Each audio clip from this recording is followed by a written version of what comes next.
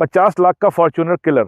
अगर आप भी ऐसा सोचते हो और इस गाड़ी को फॉर्च्यूनर के साथ कंपेयर करते हो तो आपकी कार नॉलेज थोड़ी अधूरी है, बिकॉज इंटरनेशनल मार्केट में इस मर्सिडीज के इंटीरियर वाली और महिंद्रा की सर्विस कॉस्ट वाली गाड़ी को लैंड क्रूजर प्राडो के साथ कंपेयर किया जाता है। क्या रीजन है इंडिया में हम इसको फॉर्च्यूनर के साथ कंपेयर करते हैं, जानते हैं इस वीडियो के अंदर। बात करते हैं क्या इस गाड़ी में अच्छा है, क्या और बेटर हो सकता था, किन लोगों को ये गाड़ी लेनी चाहिए, किन लोगों को दूसरा ऑप्शन की तरफ देखना चाहिए। एंड ग्लॉस्टर का मन नहीं भी बना रहे हो तो भी इस वीडियो को एंड तक देख लो, ग्लॉस्टर के बारे में आज सब कुछ जान जाओगे। मेरा नाम है गगनप्रीत सिंह, आप लोग देख रहे हैं spare wheel and let's begin. अगर मैं फ्रंट से शुरुआत करूं तो you can see the massive height of this car. बहुत कम होता है जब इस चैनल के ऊपर मेरे से ज़्यादा हाइट वाली गाड़ियाँ आती हैं। Now this black car is not a regular black, this is the black storm edition. तो आपको कुछ रेड एक्सेंट्स दिखाई दे रहे होंगे इधर उधर, तो उन चीज़ों की बात कर लेते हैं। सबसे पहले तो हाइट गाड़ी की बहुत ज़्यादा है, रूफ रेल्स की वजह से वो और थोड़ी सी एक्सेंचुएटेड लगती है। एंड फॉर्च्यूनर और एंडेवर दोनों से ही इस गाड़ी की हाइट ज़्यादा है, बिकॉज मैं पहले बता चुका हूँ इंट्रो में, this car does not compete with Fortuner और एंडेवर। जिस ईयर की ये गाड़ी है उस ईयर की प्राडो की हाइट इस गाड़ी के साथ थोड़ी बहुत मैच होती थी, वेरिएंट टू वेरिएंट डिपेंड करता था। You can see this massive bonnet जिसके ऊपर ये मस्कुलिन क्रीसेस बनी हुई है, तो थोड़ा सा एक बुच अपील गाड़ी को मिलता है। देन दिस मैसिव ग्रिल जिसपे ये डायमंड सॉर्ट ऑफ ट्रीटमेंट दे रखा है, ब्लैक पियानो ग्रिल है, एमजी का संसार का सबसे बड़ा लोगो। उसके नीचे आपको मिलता है फ्रंट कैमरा जो कि बाकी सारे कैमरों के साथ मिलकर 360 का काम करता है। देन नंबर प्लेट के नीचे अगेन आपको थोड़ी सी ओपनिंग मिल जाती है एयर डैम के लिए। एंड सबसे नीचे you can see the red accent. Fog lamp में आपको हेलोजन लाइटिंग मिलती है, लेकिन जो हेडलैम्प्स है इसके अंदर आपको LED DRLs then LED projector setup मिलता है। इसके अंदर भी आपको ये रेड एक्सेंट मिल जाएंगे, तो ये काफ़ी ज़्यादा कूल लगता है। एंड गाड़ी के लाइट का जो थ्रो है रात में काफ़ी ज़्यादा शानदार है। हाई बीम का जो लो बीम है वो थोड़ी सी और बेटर हो सकती है, बट अगेन आपके सारे काम कर देगी। उसके अलावा फॉग लैम्प के साइड पे यहाँ पर एक फंक्शनल एयर स्कूप बना हुआ है। तो गाड़ी का डिज़ाइन एज सच एलिमेंट्स ज़्यादा तो हैं ही, लेकिन वो फिलहाल ब्लैक कलर की वजह से ज़्यादा ऑड नहीं लग रहा है आपको। डिफरेंट कलर्स के अंदर डिफरेंट वाइब गाड़ी की हो सकती है, पर मेरे को लगता है black colour is the one to go with this car, because गाड़ी इतनी ज़्यादा बड़ी है। ब्लैक में इसका ना एक अलग से ही लुक निखर के आता है because of this red accents. बात करते हैं गाड़ी के साइड्स की। एंड अगर मैं साइड्स की बात करूँ, यू कैन सी कितने बेहतरीन तरीके से गाड़ी के प्रोपोर्शंस निखर के आते हैं। ऑलमोस्ट 5 मीटर गाड़ी की लेंथ है, देन हाइट गाड़ी की काफ़ी ज़्यादा है। तो ऐसे में ना बहुत कम गाड़ियाँ बचती हैं जो इससे बड़ी आपको रोड के ऊपर दिखाई देंगी। इसका सेगमेंट तो छोड़ ही दो, ये गाड़ी अपने से ऊपर वाले सेगमेंट को भी अच्छी तरह डॉर्फ करती है। It is so big. बहुत चुनिंदा गाड़ियाँ ही बचती है इसके बाद जो आपको इससे ऊपर महसूस होंगी। या तो वो ऐसी गाड़ियाँ होंगी जैसे गुरखा है जिनका कोई स्पेसिफिक पर्पज़ है, या वो ऐसी गाड़ी होगी जैसे स्कॉर्पियो क्लासिक है जिसका कोई पर्पज़ नहीं है ज़िंदगी में। इस मैसिव गाड़ी के साथ कंपनी को टायर भी मैसिव ही देने से तो आपको 19 इंच के अलॉयज़ मिल जाते हैं। एंड उन अलॉयज़ के पीछे यू कैन सी चारों डिस्क ब्रेक्स आपको मिलती हैं, जिनके ऊपर कैलिपर है वो रेड कलर के हैं, because this is black storm. तो आपको कुछ रेड एक्सेंट्स इसके ऊपर गाड़ी पर दिखते रहेंगे। ब्रिट डायनामिक की आपको बैजिंग मिलती है, बिकॉज लोग हमारे देश में इन कार्स को एज अ चाइनीज़ प्रोडक्ट बता देते हैं बहुत जल्दी, लेकिन कंपनी बताना चाहती है कि इनकी कोई ब्रिटिश हेरिटेज भी है। वो हेरिटेज हम अंदर बैठ के देखेंगे कितनी महसूस होती है हमें, कितनी नहीं। बट ओवरऑल गाड़ी का साइज ही सब कुछ है साइड से। There are not many elements. You can see chrome door handles. Then आपको रूफ रेल मिलती है जिसको आप पकड़ सकते हो। I am not so sure ये फंक्शनल है कि नहीं, बट ये सॉलिड महसूस होती है। आपको एक साइड स्टेप भी मिल जाता है, तो it is pretty much solid. ऐसा मैंने प्लान नहीं किया था, लेकिन मेरा मन किया कि मैं इसके ऊपर चढ़ जाऊं, तो बस मैंने बना दिया। सो ये थे ग्लॉस्टर के साइड्स। बात कर लेते हैं गाड़ी के रेयर की। एंड रेयर से you can C boxy styling है गाड़ी की। एक बार सबसे पहले हम एलिमेंट्स की बात कर लेते हैं। On the top you can see this spoiler type finish. ये बहुत ज़्यादा बाहर भी नहीं है मैं इसको स्पॉइलर बोलूँ, ये बहुत अंदर भी नहीं है कि मैं इसको बोलूँ ये सिंपल प्लेन मर्ज लगता है। हाई माउंटेड स्टॉप लैम्प आपके पास है, यहाँ पे आपके पास है ये पानी का पॉइंट जो आपके वाइपर के काम आ जाएगा। रेयर डिफॉगर आपको मिलता है। Antenna I can not see on the top, maybe some sort of hidden antenna है इस गाड़ी के अंदर जो मुझे आगे भी नहीं मिला, पीछे भी नहीं मिला। नीचे आपके पास मिल जाती है एमजी की क्रोम वाली बैजिंग। उसके नीचे ये क्रोम की स्लैटिंग है जो दोनों टेल लैंप्स को कनेक्ट करती है। टेल लैंप्स में आपको एलईडी सेटअप मिलता है जो रात को देखने में काफ़ी ज़्यादा शानदार लगता है। इसके अलावा यहाँ पर आपको मिल जाते हैं reflectors. And on the bottom आपको मिल जाते हैं ये फॉग लैंप जो ऑब्वियसली सर्दियों में आपके काम आने वाला है। देन इस क्रोम स्लैटिंग के नीचे you can see this camera reverse जो 360 सेटअप को आपकी कंप्लीट करता है। कुछ बैजिंग की हम बात कर लेते हैं, तो यहाँ पर आपको मिलती है इंटरनेट इनसाइड की badging. On the left side आपके पास है 4 व्हील ड्राइव एंड एडैस की बैचिंग। एंड सबसे नीचे ग्लॉस्टर का संसार का सबसे बड़ा लोगो, क्योंकि कंपनी चाहती है दूर से पता चल जाए ये ग्लॉस्टर है। ये लोगो आपको 6 किलोमीटर दूर से भी दिखाई दे सकता है। ब्लैक में दिखाई नहीं देता बिकॉज ये ब्लैक स्टॉर्म है, इन्होंने लोगो भी ब्लैक कर दिया है, तो अच्छी बात लगी मुझे ये। बम्पर के लोअर हाफ के ऊपर आपको ये रेड एक्सेंट मिल जाते हैं। सबसे नीचे आपको मिल जाते हैं ये 4 एग्जॉस्ट। कंपनी ने इसको क्वाड एग्जॉस्ट का डिजाइन दिया है। एक्चुअल में इसके अंदर दोनों तरफ सिंगल चेंबर है, तो टेक्निकली ये ड्यूअल एग्जॉस्ट के साथ भी गाड़ी आ सकती थी, पर अगर डिजाइन टीम कहती है 4 गोले होने चाहिए तो 4 गोले होने चाहिए। ओवरऑल जो रेयर है गाड़ी का वैसे तो काफ़ी बल्कि महसूस होता है, लेकिन मेरे को लगता है विजुअल वेट थोड़ा ज़्यादा है। कुछ लोग कहते हैं कि ये गाड़ी एंडेवर के मुकाबले उतनी ज़्यादा अग्रेसिव नहीं लगती देखने में। उसका रीज़न यही है कि बल्क विजुअल वेट काफ़ी ज़्यादा होने की वजह से ना गाड़ी थोड़ी सी फ्लैटिश सी महसूस होती है। मेरे को लगता है डिज़ाइन वाइज अगर हम सटल ट्विक्स गाड़ी को दे दें, जैसे जो एजेस वगैरह हैं जो कि आपको दिख भी नहीं रहे होंगे, ये एजेस को ही अगर हम शार्प कर दें तो गाड़ी को एक अच्छा खासा विजुअल बैलेंस मिल जाएगा। But as of now this is what you have. It is not that bad जितना आपको मेरी बात से लग रहा होगा, लेकिन अगर आप इसको डायरेक्टली कंपेयर करोगे उन गाड़ियों से जो बेसिकली डिसकंटिन्यू हो चुकी है, हमारे देश में मिलती ही नहीं है, तो शायद आपको महसूस होगा कि ये देखने में उतनी ज़्यादा शानदार या उतनी फ्लैशी नहीं है। But again it is what it is. And एक बार बात कर लेते हैं बूट स्पेस की। तो यहाँ पर मुझे ये बटन को प्रेस करना है एंड आपको एक इलेक्ट्रिक बूट इस गाड़ी में मिलता है। इस बूट को खोलने के 4 तरीके हैं। पहला तरीका आपने देखा जहाँ मैंने बटन प्रेस किया। दूसरा तरीका है अगर मैं इस बम्पर के नीचे से अपने लेग को स्वाइप करता हूँ तो भी ये बूट इलेक्ट्रिकली ओपन हो जाता है सेंसर्स के थ्रू। तीसरा तरीका है मेरे पास जो अंदर बटन दे रखा है ड्राइवर साइड पे। एंड चौथा तरीका है अगर मैं इसकी चाबी को होल्ड करूँगा तब भी ये बूट मेरे इलेक्ट्रिकली ओपन हो जाएगा। बात कर लेते हैं गाड़ी के बूट स्पेस की। And this is the boot of the car. You can सी जब तीनों रोज अप रहती हैं तो आपको इतनी स्पेस मिलती है, विच इज़ एक्चुअली 343 लीटर्स। तो कुछ हैचबैक्स के मुकाबले इस गाड़ी की स्पेस ज़्यादा है। इसके नीचे अगर मैं बात करूँ तो फ्लोर के ऊपर आपको ये ट्रे मिलती है जिसके नीचे आपको यहाँ पर टूल्स मिल जाएंगे। यहाँ से आपने स्पेयर व्हील को खोलना है और यहाँ पर आपके पास फायर एक्सटिंग्विशर की जगह है। That's everything. ये मैट आपका ऑप्शनल है। लेफ्ट साइड पे यू कैन सी यहाँ पे आपको एक लैंप मिल जाता है, एक बूट लाइट मिल जाती है जिससे रात को थोड़ा सा इल्यूमिनेशन रहेगा। ऊपर यहाँ पे आपको ग्रूव दिख रहा है तो this is for the parcel shelf. इस समय इस गाड़ी के अंदर जो पार्सल ट्रे है वो गायब है। आई डो नॉट नो इसमें आती है स्टैंडर्ड या क्या चक्कर है, बट आई बिलीव कि टॉप मॉडल में ये चीज़ स्टैंडर्ड रहती है। उसके अलावा ये कुछ हुक से लगे हुए हैं जिनको मैं पुल आउट कर सकता हूँ। I have no idea what this is. अगर आपको पता है ये क्या चीज़ है तो मुझे कॉमेंट में आप ज़रूर बताएं। ये ऐसे गिर भी सकता है आपके हाथ से। तो दिस इज इट। इसके अलावा आपको ना यहाँ पे छोटे छोटे लैचेस मिल जाते हैं सामान को बांधने के लिए, तो ये एक बहुत अच्छा टच लगा मुझे। यही सेम लैचेस आपको अंदर भी मिल जाते हैं थर्ड रो के ऊपर, तो दैट्स वेरी नाइस थिंग। अगर मुझे इस गाड़ी के अंदर बूट स्पेस को इंक्रीज करना है तो all I have to do is pull this and ये मेरा गया seat. Similarly on this side completely flat बन जाता है मेरा ये वाला एरिया। तो यहाँ पर मैं ज़्यादा बड़ी चीज़ें रख सकता हूँ। जैसा कि मैंने आपको बताया था ये वाले हुक्स आपको आगे भी मिल जाते हैं, तो ये दोनों तरफ पे हैं। And that's all the boot. इसी तरह से अगर आप स्पेस को और बढ़ाना चाहो तो आप सेकंड रो को भी फोल्ड कर सकते हो एंड देन आपके पास इतनी जगह रह जाती है कि इसके अंदर आप एक छोटी हैचबैक घुसा सकते हो। बेसिकली एक 2 BHK ये गाड़ी बन जाती है। एंड यू कैन सी ये जो स्प्लिट है ये डिफरेंट एंगल्स के ऊपर है, सिमिलरली सेकंड रो के ऊपर भी। तो आप चाहो तो आप डिफरेंट कॉम्बिनेशंस बना सकते हो। जैसे आपने यहाँ के दोनों सीट्स को अप कर लिया और कोई लंबी चीज़ रखनी है तो यहाँ से रख ली, या फिर आप चाहो तो सिर्फ इन दो को फोल्ड करो, या आप इसको एक एल शेप बना सकते हो। तो वो आपके पास मल्टीपल ऑप्शन हो जाते हैं जब आपकी सीट स्प्लिट रहती है। बूट को बंद करने के लिए यू हैव दिस बटन। बात करते हैं गाड़ी के इंटीरियर की। तो शुरुआत करते हैं थर्ड रो से। एंड थर्ड रो पे जाने का जो सबसे आसान तरीका है वो है, तो चलेंगे हम यहाँ से अंदर स्टेप रख के। And this is how you get inside the third row of the Gloster. मेरे को बिल्कुल आइडिया नहीं व्यू किस तरह का आ रहा है इस समय। तो ये तो मैं पीछे हो गया, लेकिन यू कैन सी सीट्स काफ़ी आगे हैं तो ऐसे लग रहा होगा स्पेस बहुत ज़्यादा। तो एक बार सीटों को खड़ा कर लेते हैं।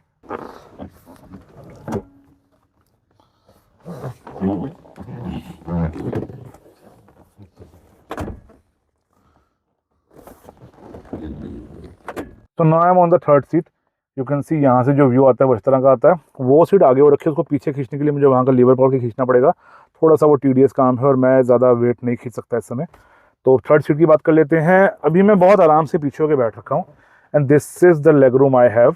एंड बाय द वे किसी को अगर ये लग रहा है ये सीट मैंने बहुत आगे कर रखी है, तो एक रील डाली थी मैंने इंस्टाग्राम के ऊपर जहाँ पर मैंने तीनों सीट को इक्वली एडजस्ट किया था। तो जितना लेग रूम इस समय मुझे यहाँ मिल रहा है इतना ही इस सीट पर है, इतना ही उस सीट के ऊपर है।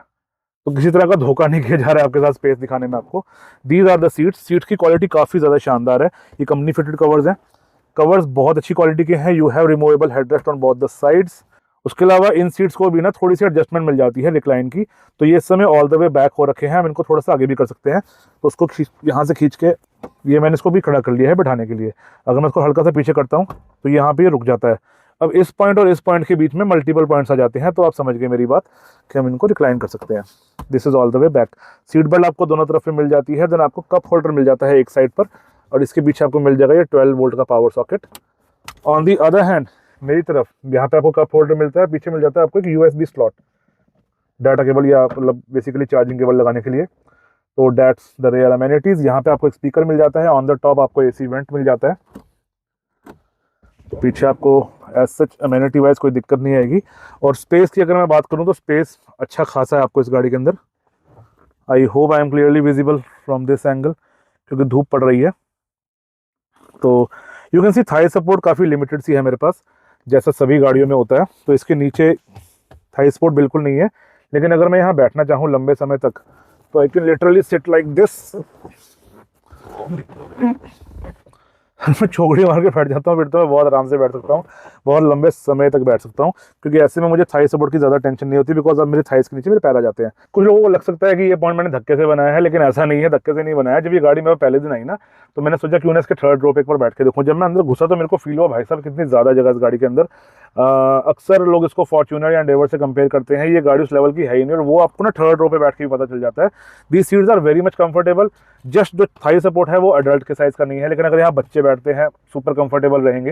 एंड लेग रूम उनके पास काफ़ी ज़्यादा शानदार रहेगा, अच्छी खासी उनके पास स्पेस रहेगी। हेडरूम जब मैंने चौकड़ी मारी तो मेरा थोड़ा सा घट गया है, ये स्कूप आउट है यहाँ से बाय द वे, लेकिन अगर मैं नीचे होकर नॉर्मल बैठता हूँ तो अब थोड़ा सा हेडरूम का फर्क पड़ जाता है मेरे पास और ज़्यादा। तो डेट्स द थर्ड रो। चलते हैं सेकंड रो की तरफ। एंड बाहर निकलने के लिए भी सेम ही आपको वॉक आउट करना पड़ेगा गाड़ी से।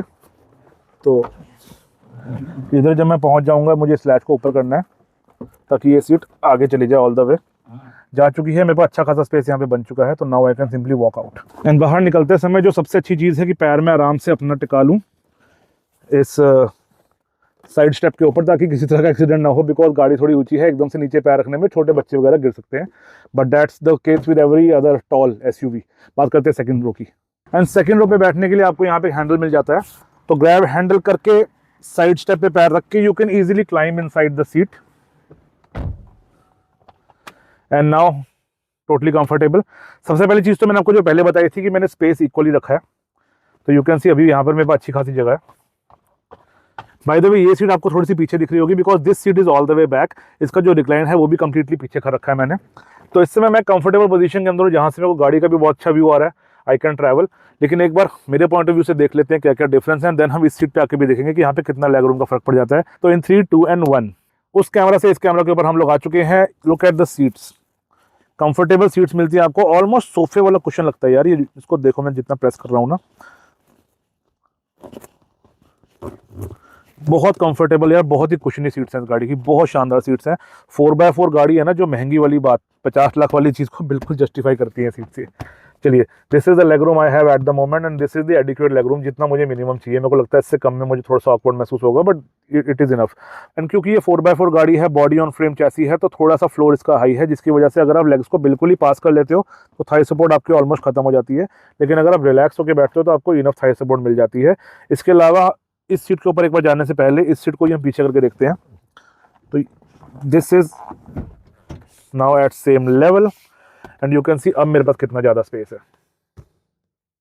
एंड सिमिलरली बैक रेस्ट भी आपके आगे पीछे एडजस्ट हो सकती है। तो ये इस समय कंप्लीटली रिक्लाइन हो रखी है, ये थोड़ी सी इस समय ऊपर है, तो इसको रिक्लाइन करने के लिए मेरे पास यहाँ पर एक लैच है, इसको मैं खींचूंगा थोड़ा ऑकवर्डली। एक्चुअली मैंने कैमरा पकड़ रखा है इसलिए मैं थोड़ा सा मुझे मुश्किल हो रही है, वरना मैं इसी हाथ से खींच सकता हूँ इसको। तो अभी ये you can C same level के ऊपर आ गया है, और अब हम और ज़्यादा पीछे हो चुके हैं। अब मैं इतना पीछे से देख रहा हूँ गाड़ी को, पहले मैं थोड़ा यहाँ था, अब मैं यहाँ हो चुका हूँ। Now I have lots of space, बहुत कंफर्टेबल सीट्स हैं। तो सीट्स मैं आपको दिखाना चाहूँगा एक बार, दीज आर द सीट्स। ये आपको एक आर्मरेस्ट मिल जाता है इधर। आर्मरेस्ट में आपको ये 2+1 वाला आर्मरेस्ट है, बेसिकली 2 बड़े ग्लास एक छोटी बॉटल, ठीक है। उसके अलावा नॉट मच। तीनों हेडरेस्ट आपको रिमूवेबल मिल जाते हैं, और आपको यहाँ पे प्रॉपर 3 पॉइंट सीट बेल्ट मिल जाती है सेकंड पैसेंजर के लिए भी, 1, 2 एंड 3, जिनको नहीं पता 3 पॉइंट क्या होता है। एंड देन आइसोफिक्स पॉइंट्स आपको मिल जाते हैं सीट्स के पीछे, आपको एक टेदर लगाने की भी जगह प्रॉपर दी हुई है। तो ओवरऑल गाड़ी में सेफ्टी का भी भरपूर ख्याल रखा गया है और आपकी कंफर्ट का भी पूरा ध्यान रखा गया है। उसके अलावा अमेनिटीज़ की बात कर लेते हैं, तो सबसे टॉप पे you can C AC vent आपको पीछे वाला मिल जाता है, हैंडल के साथ में आपको हुक मिल जाती है। अपनी तरफ आ जाते हैं तो ये हैंडल की क्वालिटी गाइस बहुत सुप्रीम है, पहली बात तो पकड़ा नहीं जाता, ये ऐसे आता है हाथ में, ये बहुत ज़्यादा टाइट है यार, ये बहुत अच्छी क्वालिटी का हैंडल है, बहुत ही शानदार क्वालिटी का हैंडल है ये। देन ये आपको लाइट मिल जाती है, लाइट इस समय बंद है बिकॉज मैंने आगे से ना मेन स्विच से लाइट को बंद कर रखा है, तो I will just turn it on, अरे ऐसे, तो I should be able to turn on the light now. And अगर आपको ध्यान से दिख रहा है वो एकदम क्रिस्टलाइज सा बना हुआ है यहाँ पर ना, लुक्स वेरी नाइस।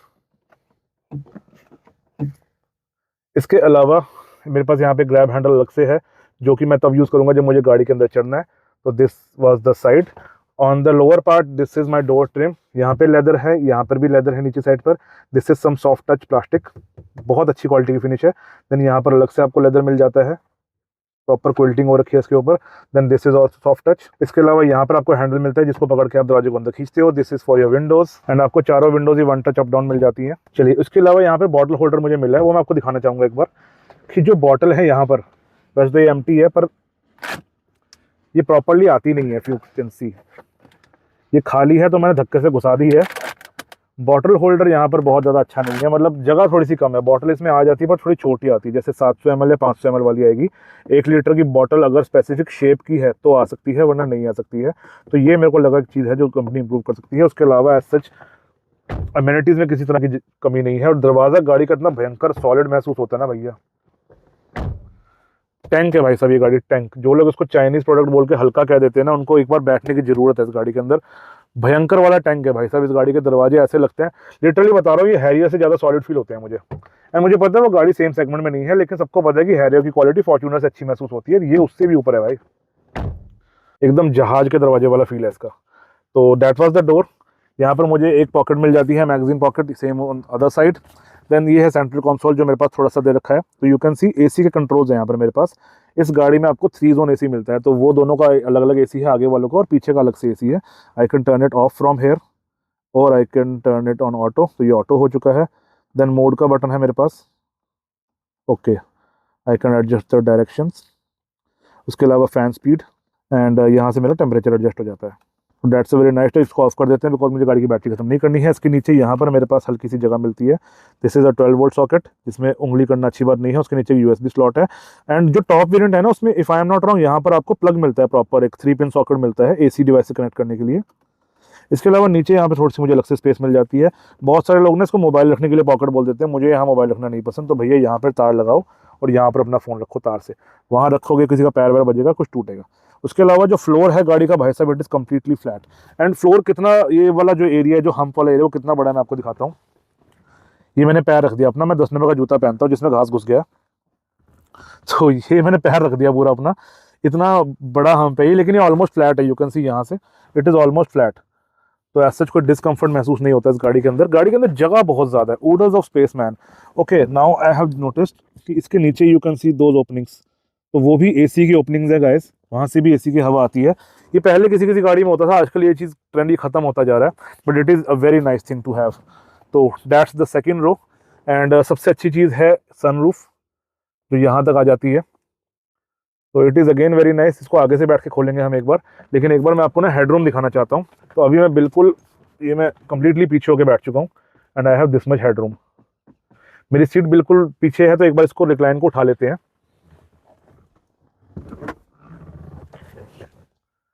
अभी भी आई हैव इनफ हेडरूम। तो मेरे को लग रहा है हेडरूम की आपको इस गाड़ी में किसी तरह की कमी नहीं होनी चाहिए। भैया इतनी बड़ी गाड़ी लो तब भी हेडरूम कम हो जाए, फिर मज़ा थोड़ी आएगा। तो डेट्स एवरीथिंग। चलते हैं ड्राइवर सीट की तरफ। तो यहाँ पर आपको एक रिक्वेस्ट सेंसर मिल जाता है, साथ ही आपको की होल मिल जाता है। इसको करते हैं ओपन। तो this is the first look you have in the Gloster driver seat की तरफ से। एंड काफ़ी ज़्यादा चीज़ आपको यहाँ पे दिखाई देंगी, सबकी बात आराम आराम से करेंगे, लेकिन सबसे जो खास चीज़ है वो है ये इलेक्ट्रिक सीट। तो ये 8 वे एडजस्टेबल सीट है। यहाँ पे काफ़ी सारे फंक्शन है, काफ़ी फंक्शन इसके बिना गाड़ी को ऑन किए भी चलते हैं। फॉर एग्जांपल सीट को आगे पीछे करना। इसके अलावा जो मेमोरी का फंक्शन है वो भी ऐसे ही काम कर जाता है बिना गाड़ी को ऑन किए। तो I will press 1 and I will now press 2। You can see that जो पीछे हो गई बैक रेस्ट, तो 1 पे करने से वो दोबारा आगे हो जाएगी। तो मेमोरी इसके अंदर सेव है। तो क्योंकि इसमें मेमोरी सीट्स हैं, अगर मैंने यहाँ पे 2 प्रोफाइल्स बना दी 1 और 2, जैसे मैं हूँ और मेरे फादर घर में है, वो गाड़ी को चलाते हैं, तो ऐसे केस के अंदर मैं उसके हिसाब से इसको सेव कर सकता हूँ। इसको सेव करना बहुत ज़्यादा आसान है। यानी मेमोरी फंक्शन को चेंज करने के लिए हमको गाड़ी को स्टार्ट करना पड़ेगा। जैसी गाड़ी स्टार्ट होगी हमने सिर्फ एडजस्टमेंट करना है, मेमोरी को प्रेस करके अपने प्रोफाइल का बटन दबा देना है। इसमें आपको 2 प्रोफाइल्स मिलती हैं। तो फॉर एग्जांपल आपके फादर या आपके ब्रदर के साथ में गाड़ी चलाते हैं आपके साथ में, तो आप दोनों के अलग अलग पोजीशन सेव कर सकते हो। That's the main benefit of electric seats. उसके अलावा यहाँ पर 2 फंक्शन मुझे और दिखाई दे रहे हैं। तो ये है for lumbar and lower back support, basically जो बैकरेस्ट है इसके अंदर आपको प्रॉपर बढ़िया वाली लंबर सपोर्ट मिलती है, नीचे से अलग, सेंटर से अलग, ऊपर से अलग, तो वो तीनों के एडजस्टमेंट के लिए। एंड ये आपको मिल जाता है मसाज फंक्शन के लिए। तो आप स्क्रीन पे देख सकते हो इस समय किस तरह से सीट अपने हिसाब से लंबर सपोर्ट को एडजस्ट करती है और इसके एडजस्टमेंट से ही आपका मसाज हो जाता है। बेसिक आइडिया ये है कि आप सुबह से गाड़ी चला रहे हो, थक चुके हो, तो सीट ऑटोमेटिकली आपको मसाज कर देगी ताकि आपको गाड़ी चलाने में और ज़्यादा दिक्कत ना आए और आप फ्रेश महसूस करो। तो दैट्स द सीट। चलते हैं गाड़ी के अंदर। तो यहाँ पर आपको ना कोई हैंडल नहीं मिलता जैसा आपको सामने के डोर पे मिलता है या वो पिछले डोर के ऊपर मिलता था। यहाँ पर कोई हैंडल नहीं है, तो अंदर जाने के लिए आपको ये जो मेन हैंडल है जो गाड़ी का स्टीयरिंग है इसी को पकड़ना पड़ेगा। तो चलते हैं अंदर, ये पकड़ के and like this. So this is the first view जो आपको अंदर बैठ के आता है आपकी ग्लॉस्टर का। डोर को करते हैं बंद एंड ट्राई टू लिसन कितनी आवाज़ है। थोड़ा सामान बड़ा खटर पटर आएगा लेकिन आवाज़ सुनना है इसकी। भाई साहब टैंक महसूस होती है ये गाड़ी, tank, it is like that. तो ये है आपकी Gloster from the inside and this is the steering wheel. Flat bottom steering wheel मिलता है आपको, बाकी सारा कंप्लीट सर्कल है, देखने में काफ़ी ज़्यादा अच्छा लगता है। ये जो ऊपर लेदर रैप हो रखा है ये भी काफ़ी ज़्यादा शानदार हो रखा है, लेकिन ये ना काफ़ी स्लिम महसूस होता है इसकी वजह से। तो किसी किसी को थोड़ा हैवी स्टीयरिंग पकड़ने की आदत है, वो वैसा महसूस नहीं होगा। अदर देन दैट स्टीयरिंग काफ़ी ज़्यादा शानदार है। साथ ही इस पर आपको दो तरह की फिनिशिंग मिलती है। एक ये है जो सिल्वर सा ट्रीटमेंट है, basically grey you can call it, not exactly like silver but light grey treatment. काफ़ी ज़्यादा सॉफ्ट टच मटेरियल है ये वाला, बहुत ही अच्छी क्वालिटी का लगता है। देन आपको यहाँ पे पियानो ब्लैक फिनिश मिल जाता है। तो ये again it looks very nice, very cool. उसके अलावा ये बटन्स हो गए आपके। देन यहाँ पे आपको साइड पे दोनों तरफ बटन्स मिल जाते हैं और उसके पीछे आपको ये मिल जाता है paddle shifters in this car because this is obviously N automatic. Steering wheel की एडजस्टमेंट आपको नीचे से मिल जाती है। तो इसमें दोनों टिल्ट एंड टेलीस्कोपिक एडजस्टमेंट है एंड एडजस्ट करना काफ़ी ज़्यादा ईजी है इसको। इसके अलावा ये है इसका हॉर्न। तो बहुत ज़्यादा शानदार स्टीयरिंग फील है और ओवरऑल जो यूजेबिलिटी है ना हर तरफ से बराबर है। आपने जो मेरे पुराने व्यूअर्स उन्होंने देखा हो किसी किसी गाड़ी के अंदर साइड से दब रहा है, नीचे से नहीं दब रहा, किसी में नीचे से दब रहा है, साइड से नहीं दब रहा। बहुत ही अच्छी क्वालिटी का इक्विपमेंट सारा का सारा है जो यहाँ पर जो यूज़ किया हुआ है। और मैं इसको अच्छी क्वालिटी क्यों बोल रहा हूँ, because this is one of the most important thing in a car जो रोज यूज़ होगी एंड कुछ कंपनियां यहीं पर गड़बड़ी कर देती हैं। This is very nice. इसके अलावा पीछे आपको स्टॉक्स मिल जाते हैं। तो ऑन द राइट साइड मुझे मिल जाता है for lights, on the left side मुझे मिल जाता है फॉर वाइपर। 1 मिनट में उसको देखते हैं, हमको गाड़ी को स्टार्ट करना पड़ेगा बिकॉज इसको ऐसे घुमाना थोड़ा मुश्किल है, राइट। तो गाड़ी स्टार्ट करने के लिए this is the key of the car. तो यहाँ पे आपको 3 बटन मिलते हैं, दिस वन लॉक, दूसरा अनलॉक, तीसरा आ जाता है बूट ओपनिंग के लिए। तो इसको यहाँ रख देते हैं जहाँ इसकी जगह बन रखी है। आई डो नॉट नो यहाँ पे इसकी जगह क्यों बनाई है, इसके ऊपर मैं बाद में बात करूंगा कि मुझे ये क्यों नहीं पसंद। तो सबसे पहले गाड़ी को स्टार्ट कर लेते हैं। यहाँ पे आपको स्टार्ट स्टॉप बटन मिल जाता है एंड जैसे ही मैं स्टार्ट का बटन दबाऊंगा ना आप नोटिस करना मेरी सीट आगे आ जाएगी।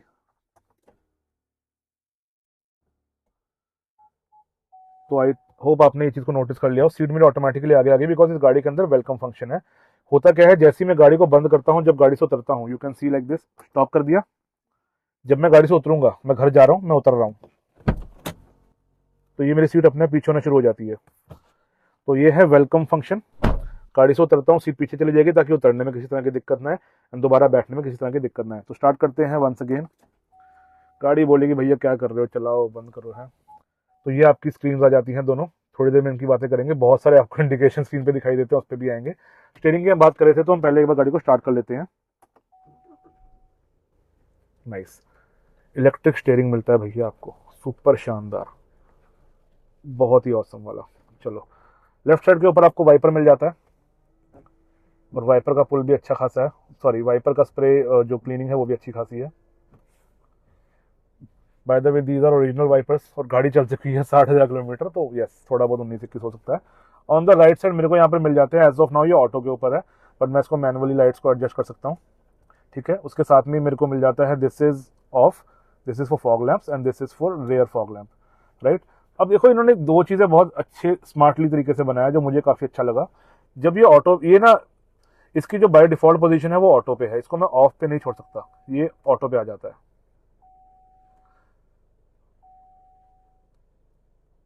ठीक है।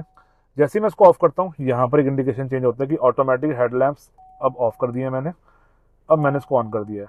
तो आप ऑटो को चाहते हो या नहीं चाहते हो उस हिसाब से इसको एडजस्ट किया हुआ है, मुझे बहुत अच्छा लगा। किसी किसी गाड़ी में क्या होता है डिफॉल्ट पोजीशन ऑफ पे होती है और जब आप ये ना राउंड है प्रॉपर कंप्लीटली, अब इसको किसी भी पोजीशन पे करो ना ये नेचुरल महसूस होता है। मुझको जो इकलौता एग्जांपल इस समय दिमाग में आ रहा है, I think that is previous generation Hyundai वर्ना, जिसमें इसके शेप थोड़ा सा डिफरेंट है और जब आप इसको किसी और शेप पे रखते हो ना ऑफ के अलावा तो वो ऑकवर्ड लगता है। मेरे को लगता है इस तरह से इसको डिजाइन करना चाहिए कि ये ऑटो पे ही रहे, बिकॉज ऑटो हेडलैम्प्स के अंदर मैं मैनुअली लाइटें क्यों यूज करूंगा, राइट। अब आप ऑटो के ऊपर फॉग लैम्प को ऑन रखना चाहते हो या ऑफ रखना चाहते हो तो वो आपके हाथ में है, ठीक है। और जो रेयर का फॉग लैम्प है वो आपको ऑब्वियसली हर जगह जरूरत नहीं पड़ती है, तो आप उसको एक बार मैनुअली ऑन ऑफ कर सकते हो, दैट्स द थिंग। तो ये अगेन मेरे को चीज़ अच्छी लगी। इसके अलावा इंडिकेटर तो ऑब्वियसली इस गाड़ी में आपको मिलेगा ही, ठीक है जी। तो इसको हमने कर दिया ऑफ और ये हमारा ऑटो के ऊपर है। एक बार देख लेते हैं ये ऑटो हेडलैम्प ऑन है या ऑफ है। अभी ऑफ हो गया। मुझे ऑटो कंट्रोल्स गाड़ी के अच्छे लगते हैं, किसी भी गाड़ी में, हैरे में भी मैं इसको हमेशा ऑटो पे रखता हूँ, राइट। तो डेट्स एवरीथिंग। कंट्रोल्स की एक बार बात कर लेते हैं पीछे वापस आके। तो यहाँ से आपका सोर्स चेंज हो जाता है उसके ऊपर का। अभी FM पे आ गया है, अभी ये चला गया है गाना.com एप्लीकेशन और अभी ये दोबारा FM पे आ गया। म्यूजिक पे इसलिए नहीं जा रहा बिकॉज कोई पेन ड्राइव वगैरह नहीं लगी हुई है। उसके अलावा ये ऑडियो के बटन है, ये प्लस माइनस को आपने यहाँ नहीं दबाना है, यही ऊपर नीचे होता है। ये म्यूट का बटन है, ये कॉल का बटन है। कॉल उठती भी इससे, कटती भी इससे। अगर आपकी कॉल कोई आ रखी है और ऊपर से कोई और दूसरी कॉल आएगी तो मेरे को नहीं पता क्या करेगा, ये उसको पहली वाली को होल्ड करके दूसरी को उठाएगा या पहली को काटेगा, that remains to be seen. इसके अलावा अगर मैं लेफ्ट साइड पे आ जाता हूँ तो यहाँ पे क्रूज कंट्रोल का बटन है, ये क्रूज कंट्रोल को डिसेबल करने का बटन है। यहाँ पर ये नीचे 2 क्रूज कंट्रोल के बटन है, सबको पता है इन दोनों से क्या होता है। इससे आप स्पीड बढ़ाते हो, इससे आप स्पीड को कम करते हो प्लस माइनस से। उसके अलावा जो सेट है और ये है रीसेट का बटन, ठीक है। तो ये तो आपकी 2 सिंपल चीजें हो गई। रीसेट नहीं, सॉरी, ये है रिज्यूम का बटन। जैसे आप हल्की सी ब्रेक मारते हो और अब आपने उसको रिज्यूम करना है तो this is the button for you. नीचे एक बटन बन रखा है, ये है अडेप्टिव क्रूज कंट्रोल का डिस्टेंस के लिए, जिसको हम चलाते समय एक बार बात कर लेंगे। जब मैं इसको दबाता हूँ, अभी इस समय स्क्रीन पे कुछ नहीं आएगा, ओके आ रहा है पर ये क्लियरली दिख नहीं पा रहा है। ओके तो देखो मैं क्या करता हूँ, ये क्रूज कंट्रोल मैंने ऑफ किया, मैंने क्रूज कंट्रोल को ऑन कर दिया तो ये चीज आ गई। आपको ये नीचे 2 लाइनें दिख रही होंगी येलो कलर की, दोबारा दिखा देता हूँ एक बार। तो ये जो लाइंस हैं ये है डिस्टेंस की, अडेप्टिव में कितना पास जाके आपको ब्रेकिंग करनी है। लास्ट मैंने यही सेटिंग कर रखी थी, यहाँ पर भी दिख रहा है अलग से छोटा सा, तो जूम कर लेते हैं एक बार। तो ये जो आपको छोटा सा अलग से दिख रहा है ना, ये यहाँ से एडजस्ट होता है, पर क्योंकि इस समय गाड़ी चल नहीं रही है ये एडजस्ट नहीं हो रहा है, अदरवाइज ये यहाँ से प्रॉपर्ली काम करता है, ठीक है। That's the thing. On the right side ये है बात करने के लिए अपनी गाड़ी के साथ, ठीक है। सबसे पहले MG वालों ने ये चीज शुरू करी थी, भैया बोल के सनरूफ खोलेंगे, बोल के हम कॉल करेंगे, वो सब तो ये सबको पता है। मेरे को लगता है इसको दिखाने की जरूरत नहीं है, फिर भी जो लोग बोलते हैं भैया MG का पेड वीडियो है दिखाया नहीं। Open sunroof, open sunroof, right खुल गया। ये पहले ये नहीं चला था, वो भी आपको रीजन बता देता हूँ, बंद कर ले भाई, ये नहीं चाहिए सनरूफ मुझे, ठीक है भैया। गैस मेरे को सनरूफ का बहुत ज्यादा शौक नहीं है, इसलिए मेरे को सनरूफ का मजा नहीं आता है, राइट। पहले इसलिए नहीं चल रहा था बिकॉज हम बात कर रहे थे। जो दूसरा बटन है दैट इज फॉर असिस्टेंस, एक बार दबा के देख लेते हैं। मैंने हेक्टर के वीडियो में आई थिंक इसके बारे में योर मैसेज कुछ हैड बीन सेंड, अभी थोड़ी देर में कॉल आ जाएगा। मैंने एक बार हेक्टर या एस्टर के वीडियो में ये चीज करके दिखाई हुई है, तो आप वहां जाके चेक कर सकते हैं। मुझे अभी फिलहाल किसी से कोई बात करने का मन नहीं हो रहा है। बेसिकली अगर आप किसी जगह पे फंस चुके हैं, किसी स्टैंडर्ड जगह पे, जैसे इस समय मेरे आसपास कोई नहीं है, यहाँ पे आसपास कोई भी नहीं है, ठीक है, मैं फंस गया हूँ, तो मेरी गाड़ी रुक गई, मुझे क्या करना है, मुझे ये बटन दबाना है, मुझे कॉल आ जाएगा। देखो घंटी बजी, hello, sorry, hello, hello, I think network का चक्कर है यहाँ पर, सिग्नल ही चला गया यार मेरा इसका। मैं बहुत ही रिमोट लोकेशन पे आ रखा हूँ इस समय, यहाँ पर एक्चुअल में सिग्नल मेरे फोन का भी नहीं आ रहा सिग्नल, तो इसको जाने देते हैं। उससे दोबारा कॉल आ जाएगा, हो सकता है ना आए, डजेंट मैटर, ठीक है, जाएगा तो काट देंगे उठा के। उसके अलावा पैडल शिफ्टर्स हैं, इस समय वो काम नहीं करेंगे, ऑब्वियसली गाड़ी हमारी पार्क में है। पीछे चलते हैं हम इसके ऊपर, तो यहाँ पर आपको ये आपका मिल जाता है instrument cluster. On the left side आपके पास स्पीडोमीटर है, ऑन द राइट साइड मेरे पास है RPM मीटर। ये बहुत रेयर गाड़ियों में से एक है जहां पे आपको ऑटोमेटिक गियरबॉक्स मिलता है, गाड़ी आपकी खड़ी हुई है और आपका RPM फुल इंजन ऊपर तक जा रहा है। बहुत रेयर गाड़ियों में ये चीज होती है, because most of the time company 2 तरह के चेक लगाती है। एक तो गाड़ी जब आपकी न्यूट्रल में होती है, खड़ी होती है, तो यूजुअली वो RPM नहीं उठाती है, ये फॉक्सवैगन की मैनुअल गाड़ी में भी होता है। और दूसरा ऑटोमेटिक है, वैसी पार्क में है, चला तो पाएंगे नहीं, तो RPM का कोई सेंस नहीं बनता। लेकिन it is not about sense, it is just about a check. Company ने यहाँ पे किसी तरह का चेक नहीं दिया आपको, तो आप चाहो तो आप कंप्लीटली इसको फुल खींच सकते हो, जैसे मैं इस समय खींच रहा हूँ। उसके अलावा लेफ्ट साइड के ऊपर मेरे पास स्पीडोमीटर है, ये ऑब्वियसली तभी चलेगा जब हम गाड़ी को चलाएंगे। सेंटर पे आपको एक बड़ी सी स्क्रीन मिल जाती है, तो एक बार स्क्रीन की बात कर लेते हैं। स्क्रीन को ऑपरेट करने के लिए ये आपके बटन है, ठीक है। तो अभी इस समय ये ऊपर देखिए आप, सबसे ऊपर यहाँ पे एक आइकन बना हुआ है, this is for car info. तो साइड पे चलते हैं, this is for navigation, this is for music playback, this is मेरा ब्लूटूथ कनेक्ट होगा तो यहाँ पे मेरे कॉन्टैक्ट शो कर देगा, and this is your ADAS all the things. और सॉरी, उसके अलावा सेटिंग्स आ गई मेरी, ब्राइटनेस लेवल मिडल हो रखा है या हाई हाई कर देते हैं इसको, ठीक है। और ये मेरे टायर प्रेशर का इशू आ रहा है, और सीट बेल्ट मैंने नहीं लगा रखी। साइड पे चलते हैं तो मेरे दोबारा से मेरे कार के स्टैट्स आ गए हैं। तो एक बार कार के स्टैट्स को हम स्क्रॉल कर लेते हैं। इस समय गाड़ी में 250 किलोमीटर का फ्यूल रेंज है और 5 की इकोनॉमी आ रही है। ग्लॉस्टर कभी भी खड़ी रहती है ना कहीं पे, इसकी इकोनॉमी 5 की दिखाता है। दिस इज 5 की एवरेज नहीं है, ये बस इसका स्टैंडर्ड है, ये 5 की दिखाता है हमेशा। उसके अलावा स्पीड 0, एवरेज फ्यूल इकोनॉमी यहाँ पे अलग आ रही है। उसके अलावा ये एक देखो फ्यूल इकोनॉमी आ रही है, 175 किलोमीटर का ट्रिप, 16 की एवरेज स्पीड। आप समझ सकते हो 175 का ट्रिप और 16 की एवरेज स्पीड, यानी गाड़ी शहर में चली है। और पिछले कुछ दिनों में जब ये गाड़ी मेरे पास शहर में थी, मैंने अप्रोक्सीमेटली 200 किलोमीटर चलाई है। 10 का एवरेज मुझे यहाँ पर दिखा रहा है, जो कि मेरे को नहीं लगता इतनी बड़ी गाड़ी के लिए शहर के अंदर बुरा है। अभी मैं आपको थोड़ी देर में जो गाड़ी चलाऊंगा ना, मैं आपको हाईवे का भी एवरेज दिखाऊंगा। इट इज अराउंड 14, 15, 16, वो एक बार हम चलाते समय देखेंगे, राइट। तो दैट्स एवरीथिंग। इसके अलावा ये आ गया आपका नेविगेशन, जिसमें इस समय कुछ नहीं आ रहा है। यहाँ पे जाके देखते हैं नेविगेशन में क्या आता है। तो जब वो आएगा तब आएगा, आपकी अटेंशन क्या बोल रही है। ओके देखो ये आ गया है नेविगेशन में मेरा। आई थिंक ये तभी चलेगा जब यहाँ पर मेरे पास कोई गाड़ियाँ वगैरह एड्रेस के टाइम पर शो करेगा। तो कुछ ऐसा है, इसको हम चलाते समय भी देख लेंगे एक बार बटन दबाकर। और ये मेरा adaptive cruise control and all those things है यार, ठीक है। देखो वापस चला गया उसी टाइम, ये वाला ना, ये ज़्यादा देर रहता नहीं है स्क्रीन पे। तो क्या इसका मतलब अगर मैं क्रूज कंट्रोल ऑफ कर दूंगा तो शायद वो आएगा ही नहीं। अभी भी आ रहा है लेकिन अच्छा, ये वो मेरे को लगता है ब्रेकिंग एंड ऑल थिंग्स है। नीचे वाला आइकन चला गया मेरा। चलिए इसको चलाते समय हम देख लेंगे एक बार। तो देयर इज नॉट मच। ऊपर आपको यहाँ कोने में कार दिखाई दे रही होगी इस तरह, अब आपको कार दिखाई दे रही है। तो ये बेसिकली मेरा मोड है। इस समय गाड़ी है ऑटो मोड के अंदर। तो मैं एक बार गाड़ी का मोड चेंज करता हूँ। अब मेरी गाड़ी इको में चली गई। इसके अलावा अगर मुझे किसी मोड पे जाना है तो ये मैं स्पोर्ट्स पे चला गया। स्पोर्ट्स और इको के अलावा ना गाड़ी में कुछ मोड्स और मिल जाते हैं मुझे, जो कि बेसिकली 4x4 टाइप रिलेटेड है। तो उनको चेंज करने के लिए मैं आपको दिखाता हूँ। ये मैंने भी चेंज किया है, स्नो मोड। स्नो पे चले गए हैं हम। उसके अलावा मड पे चले गए हैं हम, सैंड पर भी चले गए हैं। रॉक मोड, ये मैंने नोटिस किया जब हम रॉक मोड पे आते हैं तो ये एक बार कहते हैं कि इसको न्यूट्रल कर लो। तो मेरे को लग रहा है जो रॉक मोड है that is related to 4x4। तो एक बार मैं गाड़ी को न्यूट्रल लेके आता हूँ। अब मैं न्यूट्रल पे आ चुका हूँ। यू कैन सी एन आ रहा है कोने में। अब हम हैं सैंड मोड पे, तो हम करते हैं इसको रॉक मोड पे। Keep an gear, rock mode select हो। अब देखो जैसे ये सिलेक्ट होता है ना, जब आप गाड़ी में बैठे होगे, गाड़ी हल्का सा एक बार को कुछ वाइब्रेशन करती है, कुछ होता है गाड़ी में एडजस्टमेंट हल्का सा एक बार ना, बहुत ही सटल सा, ये नहीं कि वाइब्रेशन होती है गाड़ी में, कुछ मशीनरी अंदर काम करती है, आपको पता लगता है। तो मैं इसको एक बार बंद करता हूँ ब्रेक दबा के। और अभी मैं हूँ यहाँ पे रॉक मोड पे। कॉल सेंटर का फिर से कॉल आ गया हमें। Hello, Good afternoon. My name is Aniket, calling you from JSW MG. Good afternoon Aniket ji. Aniket ji good afternoon, गलती से प्रेस हो गया था, very very sorry for that. No. Thank you for calling MG Motor India. You're speaking with Aniket. Have a good day. Thank you very much sir, have a good day, bye bye. तो basically आप इनसे किसी भी तरह की बात कर सकते हो। वापस आते हैं अपने इस पे। तो ये रॉक की लाइट जल रही है। जो लोग पूछेंगे ना कि कैसे आपको पता लग रहा है मोड का, तो ये है। और इसको मुझे यहाँ साइड करना है, तो यहाँ पर इस तरफ इको है, तो ये मैं रॉक को यहाँ से इको कर देता हूँ। और मेरी गाड़ी न्यूट्रल पे होना जरूरी है। रॉक मोड लगाना है और हटाना है, गाड़ी न्यूट्रल पे होनी चाहिए। तो मैं इसको इको करता हूँ यहाँ से, एंड अब मेरा इको मोड आ चुका है।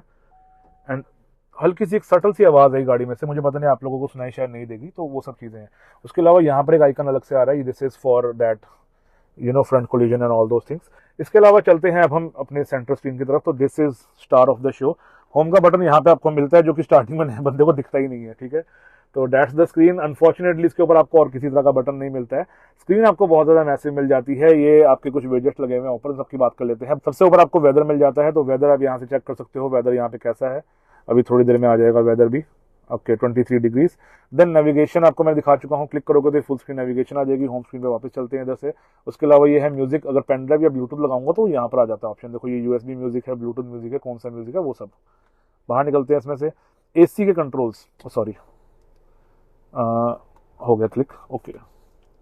तो this is the AC as of now. AC, अब यहाँ पर एसी थोड़ा सा ना नए बंदे के लिए कॉम्प्लिकेटेड है, लेकिन ये बहुत अच्छा है। सबसे पहले तो फैन को हम कर लेते हैं कम, और टेम्परेचर को थोड़ा सा बढ़ा लेते हैं ड्राइवर साइड से। आप देख रहे हो मैं ड्राइवर साइड को मैंने 25 किया, तो पैसेंजर भी 25 हो गया। अगर मैं इसको कम करता हूँ, ये दोनों साथ में चल रहे हैं इस समय, ठीक है, क्योंकि ये इस समय सिंक हो रखा है। मैं सिंक को ऑफ कर सकता हूँ यहाँ से। अब देखो मैं ड्राइवर का बढ़ाऊंगा तो पैसेंजर का उतना ही रह गया है, ठीक है। हम इसको सिंक कर देते हैं। तो ये सिंक का बटन मुझे यहाँ भी मिलता है, यहाँ से भी मैं सिंक ऑन ऑफ कर सकता हूँ। एंड जब मैं सिंक को ऑन करूंगा ना तो मुझे यहीं से टेम्परेचर एडजस्ट करना है। जैसे ही मैं यहाँ से टेम्परेचर एडजस्ट करता हूँ, देखो मेरी सिंक खत्म हो जाती है। यू कैन सी सिर्फ लेफ्ट साइड पर एडजस्टमेंट हो रहा है। तो जैसे ही मैं सिंक करता हूँ तो वो बराबर आ जाएगा, राइट। उसके अलावा ये आपको एयर मिल रही है, जहाँ पे देखो हेक्टर के अंदर भी सेम चीज थी। मैं जहाँ पे क्लिक करूंगा हवा उस तरफ की हो जाएगी। इस समय हवा टॉप पे आ रही है, अब हवा पैरों में आ रही है, पैरों की हवा ऑफ कर दी, ये ऊपर की हवा आ रही है, ये ऊपर की हवा, ये तो चलो ऑब्वियसली एक हवा तो रहेगी ना कोई एक। तो ऐसे मैं इसको एडजस्ट कर सकता हूँ, ठीक है। तो ये हो गया मेरा एसी। इसको ज़्यादा कुछ छेड़ने की जरूरत अपने को नहीं है। बाकी ये जो रेगुलर सा कंट्रोल आपको मिलता है, आपको हवा बाहर से करनी है, अंदर से करनी है, और ये आपका है डिफॉगर वगैरह। देन ये आपको 2 बटन दिख रहे होंगे। तो इस गाड़ी में आपको ड्राइवर साइड के ऊपर ना हीटेड सीट्स और कूल सीट्स मिल जाती है, उस पर थोड़ी देर में अपन आते हैं। तो that was most of the AC guys. इसके अलावा यहाँ पे नीचे रेडियो का आपको कंट्रोल मिल जाता है, अगर आपने रेडियो को एडजस्ट करना है। देन यहाँ पे आपको कुछ ऐप्स मिल जाती हैं, एप्पल कारप्ले, एंड्रॉइड ऑटो, गाना, शॉर्टपीडिया। मुझे ये सब ऐप्स नहीं पसंद कभी भी। और हाई एमजी में क्या होता है, कुछ नहीं होता। ओके, हाई एमजी में आपकी सेटिंग खुल जाएंगे सीधा। अरे ये अच्छी चीज़ है, यहाँ से सीधा सेटिंग खोल सकता हूँ, मुझे पता नहीं था इस चीज़ का। मैं बार बार सेटिंग में मोर पे जाता हूँ, फिर मैं ढूंढता हूँ सेटिंग का बटन कौन सा, फिर मैं वहाँ जाता हूँ। तो जब हम मोर में आते हैं बाहर से, ये वाला मोर, इसके अंदर आपको इनबॉक्स मिलता है। कोई मैसेज अगर आपको एमजी की तरफ से आ रहे हैं, या आई कॉल, ये वही चीज़ है जो हमने कॉल की थी। दिस इज द बटन, यहाँ से भी आप कॉल कर सकते हो। देन ब्लूटूथ फोन की सेटिंग, पार्क प्लस, किसी सोसाइटी में इंडिया के अंदर ये पार्क प्लस कंपनी काम करती है, जहां पर आपको टैग्स वगैरह मिलते हैं आपकी गाड़ी अगर आपने वहां पे पार्क करनी है, तो ये उसका हिसाब किताब होता है। सेटिंग्स और फोल्डर में क्या होता है, फोल्डर आई थिंक आपकी यूएसबी के ऊपर ही आएंगे, राइट। तो इसको वापस यहाँ से बाहर चलते हैं और हम सेटिंग में चलते हैं वापस यहीं से बटन से। तो ये आपकी सेटिंग आ जाती है, अकाउंट की सेटिंग, ब्लूटूथ की सेटिंग, नेटवर्क की सेटिंग, साउंड को आप एडजस्ट कर सकते हो डेफिनेटली। उसके अलावा टोन, इफेक्ट, वॉल्यूम, वो सब चीज़ें हैं सिंपल, ठीक है। बहुत सारा तरह की वॉल्यूम आपको इस गाड़ी के अंदर मिल जाती है। तो दैट्स एवरीथिंग। लॉक स्क्रीन का वॉलपेपर, डिस्प्ले, टाइम, थीम, सब कुछ। वॉइस असिस्टेंट के अंदर आपको ये मैसेजेस वगैरह चाहिए कि नहीं चाहिए, वो सब है। जैसे जब आप गाड़ी के अंदर बैठते हो, गाड़ी को स्टार्ट करते हो, तो ये ऊंची से आवाज में बोलता है हेलो, गुड बाय, वो सब चीज़ें हैं। ऑन हो रखी है, मैंने छोड़ रखा, और कोई लेना देना मुझे इससे नहीं है। ये है वन शॉट कमांड, ये काफ़ी अच्छी चीज़ है। अगर आपने वन शॉट कमांड ऑन कर रखा है तो आप ना बटन दबाते ही कमांड दे सकते हो, वरना आपको एक बार बटन दबाने के बाद उसका वेट करना पड़ता है। पहले वो आपको हेलो बोलेगा, फिर आप उसको हेलो बोलोगे, ऐसे होता है। तो डेट्स एवरीथिंग। इसमें अपडेट का ऑप्शन भी आ जाता है यहीं से। तो डेट्स इट। इसके अलावा इसी स्क्रीन के ऊपर यहाँ पे आपको ये बटन मिल जाता है, जैसे एमजी वाला ही, चुप। उसके अलावा 360 कैमरा है आपकी गाड़ी का, एंड यहाँ से आपको चारों एंगल्स मिल जाएंगे, पीछे का और ये साइड का। इसके अलावा अगर मैं इसको 3D पे क्लिक कर देता हूँ तो ये मेरी गाड़ी आ गई है, एंड यू कैन सी, आप इसको हर तरफ से देख सकते हो। ओवरऑल जो कैमरा क्वालिटी है मेरे को लगता है बेटर हो सकती थी। Other than that no complaints as such, क्योंकि मेरे को लगता है इतनी प्रीमियम गाड़ी को ना मैं अच्छा कैमरा देखना चाहूँगा, अच्छा व्यू चाहिए मुझे मेरी गाड़ी का। तो दैट्स एवरीथिंग। उसके अलावा ये कार के ऑप्शंस हैं। जैसे आप कार का बटन दबाते हो आपको कार सेटिंग्स खुल जाती हैं। तो कार के रिलेटेड जितनी भी सेटिंग्स है वो आप यहाँ से सेट कर सकते हो। जैसे सबसे पहले आएगा वेलकम लाइट्स आपकी, ठीक है। आप कार के पास जाते हो, आपको लाइटें अपने आप चलती हुई चाहिए या नहीं चाहिए। फॉलो मी होम आएगा कि जब आप गाड़ी को लॉक करते हो उसके बाद आपकी लाइट चलनी चाहिए कि नहीं चाहिए। और फाइंड माई कार का ऑप्शन है, जब आप चाबी से गाड़ी को ढूंढते हो तो आपने सिर्फ लाइटों को फ्लैश करना है या आपने मतलब हॉर्न भी बजाना है। तो वो सब चीज़ें हैं। इसके अलावा लॉक की सेटिंग्स है, अलग अलग आपको लॉक किस तरह से एडजस्ट करने हैं, ठीक है। रेयर व्यू का मिरर है, देन सनरूफ, एम्बियंट लाइट, बहुत सारी तरह की सेटिंग्स है इसके अंदर। Tyre pressure is abnormal, okay. गाड़ी के ना सेंसर्स कुछ दिक्कत करते जा रहे हैं कुछ दिनों से, वो आपको यहाँ पर भी दिखाई दे जाएगा, लेकिन फिलहाल उसको जाने देते हैं। तो ऐसे बहुत सारी चीजें यार इसके अंदर, ब्लाइंड जोन डिटेक्शन, ये सब आ जाती है ड्राइविंग असिस्टेंट में। Fatigue reminder, lane departure warning, parking distance control, everything, right. And last में आ जाता है लॉक का बटन, इसको मैंने खाली कर दिया है। तो दैट सिंपल। लॉक वैसे ना बहुत ज़्यादा ही सिंपल है, मैं क्लिक करता हूँ तो वापस आ जाता है। मेरे को लगता है ये थोड़ा सा और ज़्यादा मतलब कुछ स्वाइप दे देते हैं, कुछ दे देते हैं इसके ऊपर। बट लॉक का अच्छा फायदा ये है, रात के समय ना कई बार ये लाइट स्क्रीन आपको ज़्यादा बड़ी लग रही होती है, इसको आप लॉक कर दी, कम हो जाएगा। देन हमारे पास आ जाते हैं एसी के वेंट्स। काफ़ी ज़्यादा वाइड वेंट्स हैं, ये बहुत शानदार है, बहुत बड़े वेंट है। एंड उसके नीचे एसी के कंट्रोल, जिनकी हम बेसिक बात कर चुके हैं, लेकिन फिर भी एक बार देख लेते हैं। तो इसको ऑन कर लेता हूँ मैं, ताकि आपको दिखाई देता रहे क्या हो रहा है। मोड जब आप दबाते हो तो आपके एसी की हवा का जो फ्लो है वो चेंज होता रहता है, ठीक है। उसके अलावा ये plus minus obviously for AC, fan speed. Of का मतलब ऑफ, बिल्कुल पंखे बंद हो चुके हैं, लेकिन हम इसको ऑन कर लेते हैं। एसी को ऑन ऑफ करने की नहीं, ये है फ्रंट डिफॉगर, ये है रेयर डिफॉगर, ये आ गया आपका डायरेक्शन कंट्रोल।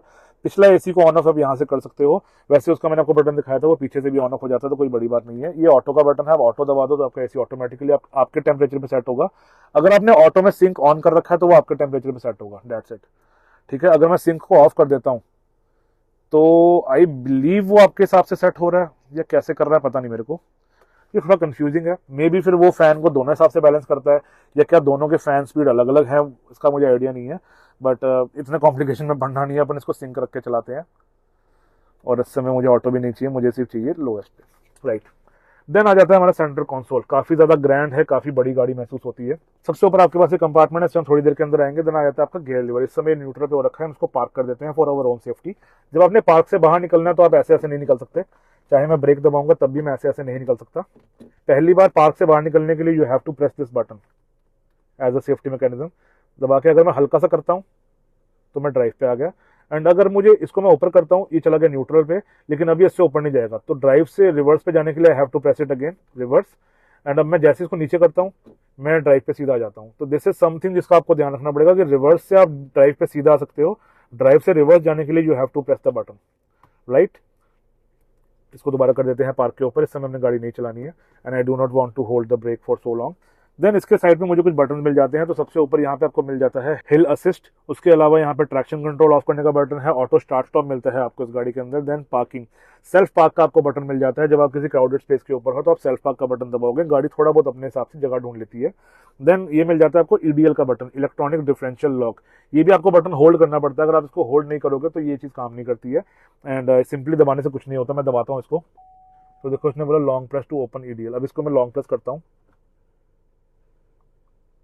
तो वो कोने में मेरे ऊपर आइकन आ जाता है येलो रंग का। Now I think it is visible, ये जो येलो आइकन ऊपर कोने पे आ रहा है। अभी मैं इसको दोबारा होल्ड करता हूँ तो ये मेरा बंद हो गया। तो दैट्स एन इलेक्ट्रॉनिक थिंग। उसके नीचे मेरे पास आ जाता है ये लेन की पसेज, इसकी बात हम ड्राइविंग के समय कर लेंगे, बट बेसिकली इसको मैं दबाता हूँ तो ये जो नीचे मेरा आइकन है सबसे लोअर साइड पे ये ऑन ऑफ हो रहा है, ठीक है। ऑन द लेफ्ट साइड मुझे 3 बटन मिल जाते हैं। सबसे ऊपर heated seat for driver, then cooled seat for driver, and then heated seat for passenger. तो ये गाड़ी जिन कंट्रीज में जाती है वहां पर अनफॉर्चुनेटली सर्दियां ज्यादा होती है, इसलिए इसमें हीटेड सीट आपको मिलती है। मुझे पता है बहुत लोग कहेंगे इंडियन एनवायरनमेंट के अंदर आपको कूल सीट की जरूरत है, और बिल्कुल सही बात है, लेकिन अगेन इस गाड़ी में आपको 3 जोन एसी मिलता है तो वो कंपनसेट हो जाता है। हीटेड सीट की बात कर लेते हैं तो इसको मैं अभी ऑन कर देता हूँ, थोड़ी देर में मेरी सीट गर्म हो जाएगी, सॉरी फॉर दिस। एंड इसके पीछे मेरे पास आ जाता है कूल सीट। अब दोनों को एक साथ चलाने का मुझे कोई लॉजिक नहीं लगता, लेकिन मैंने एक चीज नोटिस की है, अगर मैं हीटेड सीट को ज्यादा देर ऑन रखता हूँ तो हल्की सी सफोकेशन गाड़ी में होना शुरू हो जाती है। मैं इसको यूजुअली 2 या 1 पे करके चलाता हूँ, मुझे काफी ज्यादा गाड़ी कंफर्टेबल लगती है। इसके अलावा कूल सीट है जो मुझे इस समय नहीं चाहिए। Then this is for the passenger, right, simple function जैसे हर गाड़ी के अंदर होता है, तो very nice thing to have. Then इसके पीछे आपको यहाँ पे कुछ बटन मिल जाते हैं, this is for electronic parking brake. मुझे ब्रेक दबाकर अगर मैं इसको दबाता हूँ तो मेरी पार्किंग ब्रेक डिसएंगेज हो गई है। अगर मुझे इसको पार्किंग ब्रेक को लगाना तो जैसे मैं रेगुलर ब्रेक खींचता हूँ वैसे मुझे इसको खींचना है, और मेरी ब्रेक लग चुकी है, राइट। इसके अलावा पीछे ऑटो होल्ड का बटन है। देन आपके पास आ जाते हैं ड्राइव मोड्स, एंड इस गाड़ी में आपको टोटल 7 ड्राइव मोड्स मिलते हैं, sport, economy, rock, sand, mud, snow and auto. Auto में मोस्ट ऑफ द टाइम आपकी गाड़ी अपने आप सोचती है, अपने आप काम करती है। जहां छोटी मोटी आपकी गाड़ी फंसती है पत्थर वत्थर या बजरी बजरी पे, अपने आप वहां से निकल भी जाती है, तो ऑटो इज फॉर दैट। लेकिन आपको थोड़ा बहुत इसका एडजस्टमेंट करना है तो you have all the other modes. Sports पे गाड़ी भागती है अच्छा, इको पे गाड़ी माइलेज थोड़ा बहुत बढ़ा के दे देती है, एंड बाकी सारे मोड्स अनफॉर्चुनेटली अमृतसर में मैं टेस्ट नहीं कर सकता। रॉक इज समथिंग जो मैंने चला के देखा है, एंड रॉक में आपका प्रॉपर 4x4 मोड काम करता है। वो ये जब आप गाड़ी में चलाओगे ना किसी की भी गाड़ी में, जब आप रॉक मोड करोगे और अगर आप ईडीएल को ऑन कर देते हो गाड़ी प्रॉपर 4x4 कॉन्फ़िगरेशन में आ जाती है। ऐसे में आपको पता चल जाएगा जब आप गाड़ी का टर्न लोगे ना तो लेफ्ट और राइट जो आपके टायर होंगे वो अलग अलग स्पीड पे घूमेंगे, आपको फीलिंग आ जाएगी पूरी की पूरी, दिस वर्क्स प्रॉपर्ली। देन हमारे पास चाबी रखने की जगह है, तो यहाँ से हम जगह की बात करनी शुरू करते हैं। मैंने आपको बताया था कि चाबी रखने में मुझे यहाँ पे क्या चक्कर है, because this is all piano black, तो चाबी रखने से ना यहाँ पे स्क्रैचेस पड़ जाएंगे, this is what I feel. या तो यहाँ पे छोटी सी मैट बना लो इसकी personal, then you can have it. Otherwise मेरे को लगता है थोड़ा सा ये कोई और हप रख सकते थे। इस गाड़ी में चाबी रखने की एक और जगह, उसके ऊपर मैं 1 मिनट में आता हूँ। तो स्पेसेस की हम बात कर लेते हैं। सबसे पहले यहाँ पे आपको एक कंपार्टमेंट मिलता है जिसमें आपको एक 12 वोल्ट सॉकेट है, अगेन उंगली नहीं करनी चाहिए, और एक ये यूएसबी स्लॉट है। This USB slot is for this, charge भी कर सकते हो, लेकिन आप यहाँ पे जो कनेक्ट करोगे एंड्रॉइड ऑटो कारप्ले की तरह वो यहाँ पे काम करेगा। उसके अलावा यहाँ पर आपको थोड़ी सी स्पेस मिल जाती है। जो हायर वेरिएंट है, जो टॉप वेरिएंट आता है इस गाड़ी का, यहाँ पे आपको वायरलेस चार्जिंग मिलती है। इस गाड़ी में वायरलेस चार्जिंग नहीं है। This looks very nice by the way. Then driver side के ऊपर आपको थोड़ी सी स्टोरेज मिलती है, दिस थिंग। उसके नीचे there is not much. Door pocket की बात कर लेते हैं तो यू कैन सी यहाँ पर 1 लीटर की बोतल मैंने घुसा रखी है जो कि ऑकवर्ड शेप की है। उसके अलावा यहाँ पे थोड़ी बहुत मुझे जगह मिल जाती है पीछे की तरफ। अगली जो डोर पॉकेट है वो पिछली डोर पॉकेट के मुकाबले ज्यादा बड़ी महसूस होती है। ऊपर आपको थोड़ी सी जगह मिलती है, लेकिन यहाँ पे फोन वगैरह नहीं आएगा, छोटे मोटे कॉइन्स वगैरह यहाँ पे आ सकते हैं, that's it. So that is everything. थोड़ी देर में हम डोर के ऊपर भी आते हैं। And this is the glove box of the car. ये आपने प्रेस करना है, ग्लोव बॉक्स आपका खुल जाएगा सॉफ्ट एक्शन के साथ, but unfortunately glove box of the car is very small. ये बलिनो का ग्लोव बॉक्स लगता है, दैट्स द ओनली फ्लॉ जो मुझे इस गाड़ी के अंदर अभी तक मिला है, इतने दिनों से मैं इसको यूज कर रहा हूँ। इकलौता फ्लॉ, सिर्फ एक पॉइंट जो मुझे नेगेटिव दिखा है वो ये है, इसके अलावा किसी तरह की गाड़ी में कमी नहीं है।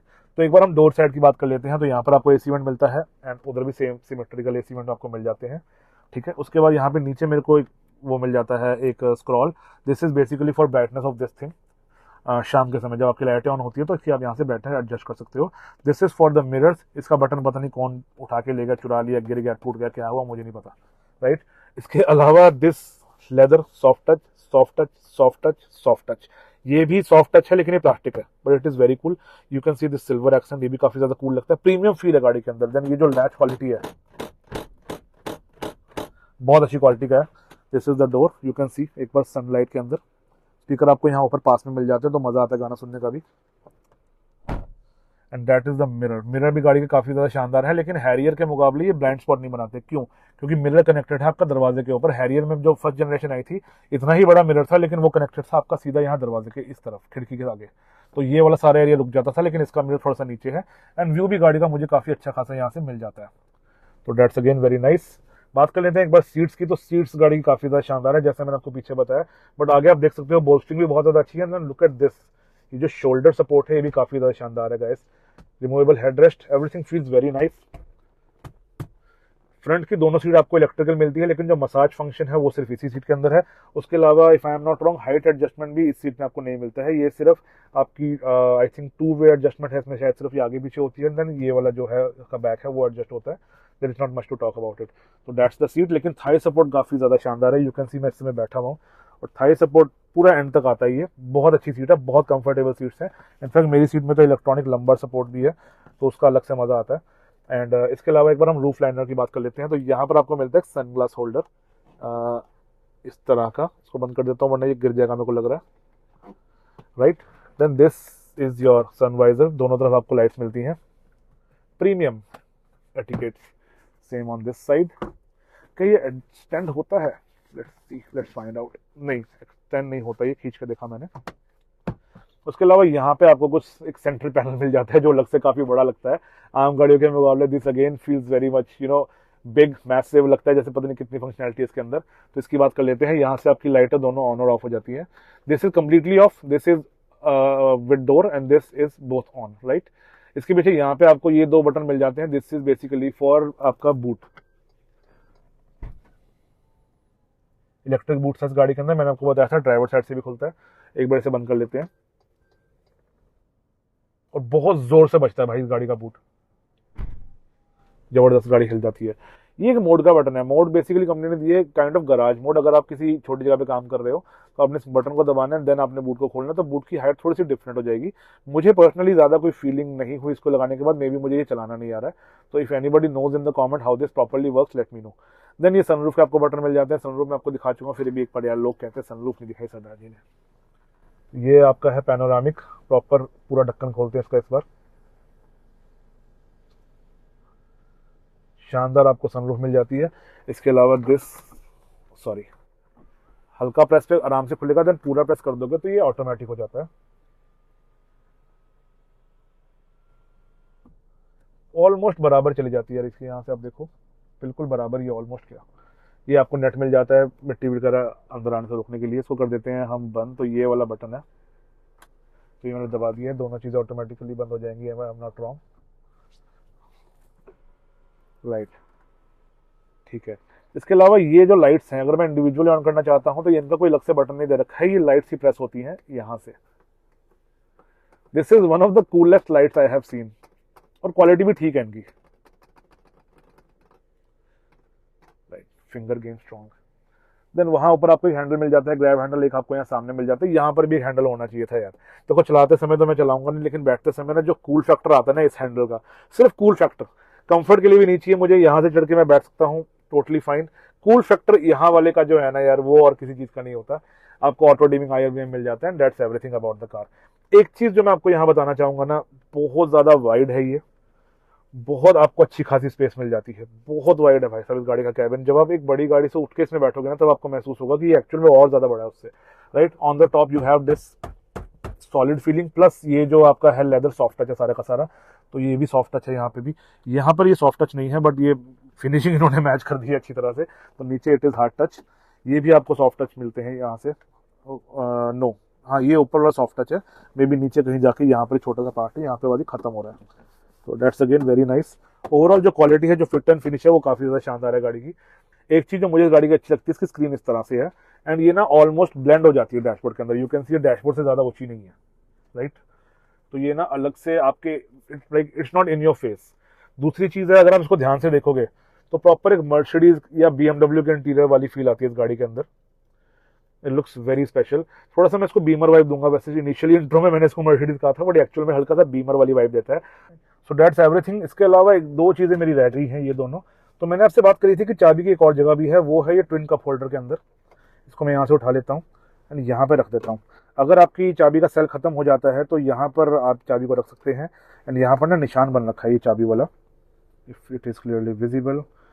तो यहाँ पर चाबी रखने से आपकी गाड़ी स्टार्ट हो जाएगी। सेंसर यहाँ के बहुत क्लोज है, वो चाबी को डिटेक्ट कर लेता है। उसके अलावा ये मुझे मिल जाता है आर्मरेस्ट। ये डबल लगता है पर ये है सिंगल ही, इसके पास पार्टीशन दो बना रखे हैं। अच्छी चीज़ ये है कि ये बहुत वाइड है, तो अगर मैं हाथ रखता भी हूँ ना तो यू कैन सी अच्छी खासी जगह बच जाती है, राइट। एंड ओपन दोनों तरफ से हो जाता है, आधा और पूरा ऐसे। तो दैट्स द थिंग। मुझे चाहे आधा खोलना है, दूसरे बंदे को नहीं हिलाना है, तो मैं ऐसे सामान निकाल सकता हूँ। जैसे फॉर एग्जांपल साथ वाला बंदा सो रहा है या वैसे उसको डिस्टर्ब नहीं करना चाहते हो तो अदरवाइज इसको पूरा खोलते हैं। और ये बोतल यहाँ पे मैंने रखी है तो खाली, लेकिन ये दिखाने के लिए कि ये बोतल कंप्लीटली खड़ी होकर इसमें आ जाती है। It is that deep. अच्छी खासी इसके अंदर आपको जगह मिल जाती है। ये कूल्ड नहीं है, लेकिन उसके अलावा बहुत ज़्यादा स्पेस है इसके अंदर। एंड अंदर यहाँ पर एक पॉइंट दे रखा है इन्होंने, if I am not wrong this is for some sort of अपना DPF रीजनरेशन और समथिंग, आइडिया नहीं है मुझे इस चीज़ का, लेकिन इसके ऊपर जो आइकन बना हुआ है वो DPF का ही बन रखा है। तो बॉटल को वापस डाल देते हैं। देखो बॉटल करनी वो सब इजीली हो जाता है एक साइड से भी। तो that's the glove box. Everything in the car feels very nice. अब एक बार गाड़ी को चला के देखते हैं। तो एक बार ही चला के देखते हैं MG ग्लॉस्टर को। सुबह से हम इस गाड़ी का वीडियो कर रहे हैं। कुछ आवाज़ें गाड़ी कर रही है, if I am not wrong वो कर रही है इसके लिए, क्योंकि 360 चल रहा है और हमें ग्राउंड के अंदर है। तो यहाँ पर सारी चीज़ें ना आसपास है, गड्ढे वड्ढे हैं, पत्थर वगैरह पड़े हुए हैं, तो उसकी वजह से जो 360 सेंसर है या जो मेरा फ्रंट कोलिजन सिस्टम है वो आवाज़ कर रहा है। बट मेरा एक्चुअली एक छोटा सा काम ये था, आज मन था कि मैंने एक बार इस ग्राउंड में गाड़ी चलाऊँ थोड़ी देर। हम थोड़ा सा गोला काटेंगे एंड वो बताने का मेरा जो मेन पर्पज़ है ये गाड़ी ऐसे चला के दिखाने का। वो एक बात जो मैं आपसे कहना चाहता हूँ वो ये है कि SUV गाड़ी जो है ना, जैसे भाई साहब ये गाड़ी ना बड़े से बड़े बम्प के अंदर से मैंने जंप करके निकल जाती है। It is that big, it is that much like capable. मैं जो कहना चाह रहा हूँ वो ये है कि अगर आप इस गाड़ी का 50 लाख रुपए दे रहे हो ना, तो वो आप ऐसे ही नहीं दे रहे हो, ठीक है। It makes some sense.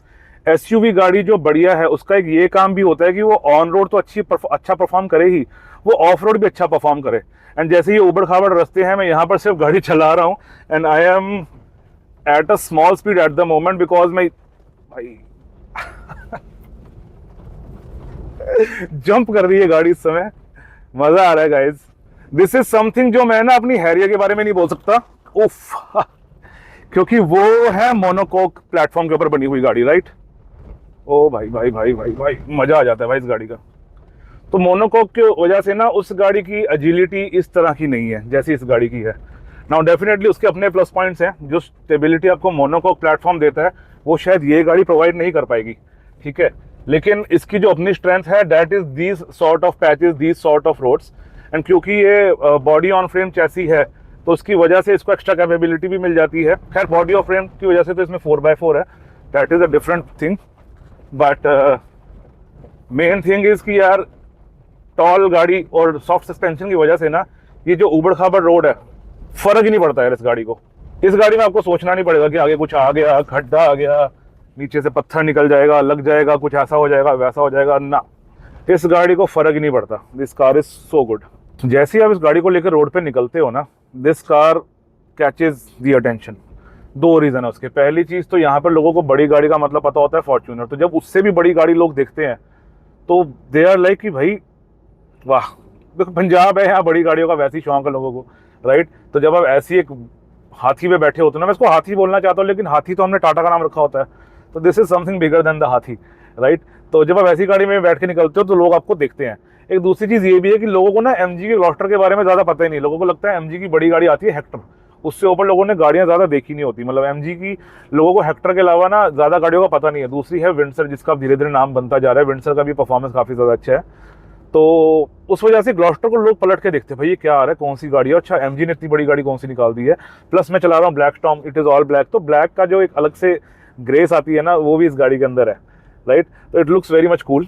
And video के एंड में मैं आपको बताऊंगा कि क्यों ये गाड़ी 50 लाख के अंदर एक कंप्लीट पैकेज है और आपको ऐसी कोई और गाड़ी नहीं मिलती। लास्ट में हम उस चीज़ की बात करेंगे। तो सबसे पहले हम व्यूइंग एंगल्स की बात कर लेते हैं, क्योंकि गाड़ी इतनी ज़्यादा टॉल है, इसकी एक मैसिव प्रेजेंस है, आप इतना ऊपर उठ के बैठते हो तो व्यूइंग एंगल्स की आपको किसी तरह की दिक्कत नहीं आती है।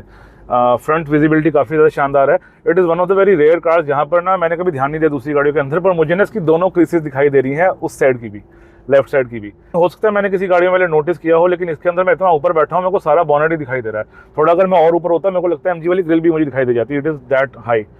एंड चलो जोक्स अपार्ट, विजिबिलिटी गाड़ी की फ्रंट से काफ़ी ज़्यादा शानदार है। जो साइड मिरर्स है गाड़ी के, ये भी काफ़ी ज़्यादा बड़े हैं, बहुत ही बड़े मिरर्स हैं। ये मेरे को ना हैरियर के शीशों की याद करा रहे हैं, जो फर्स्ट जनरेशन में हैरियर आती थी, लेकिन ये सही तरीके से इंटीग्रेट कर रखे हैं गाड़ी के साथ में। जो पहली हैरियर थी ना, कंपटीशन में नहीं है, लेकिन आपको एक डिज़ाइन का वो बता रहा हूँ, एक पॉइंट, किस तरह से आपके छोटे छोटे डिसीजन गाड़ी को एक बेटर प्रोडक्ट बना सकते हैं।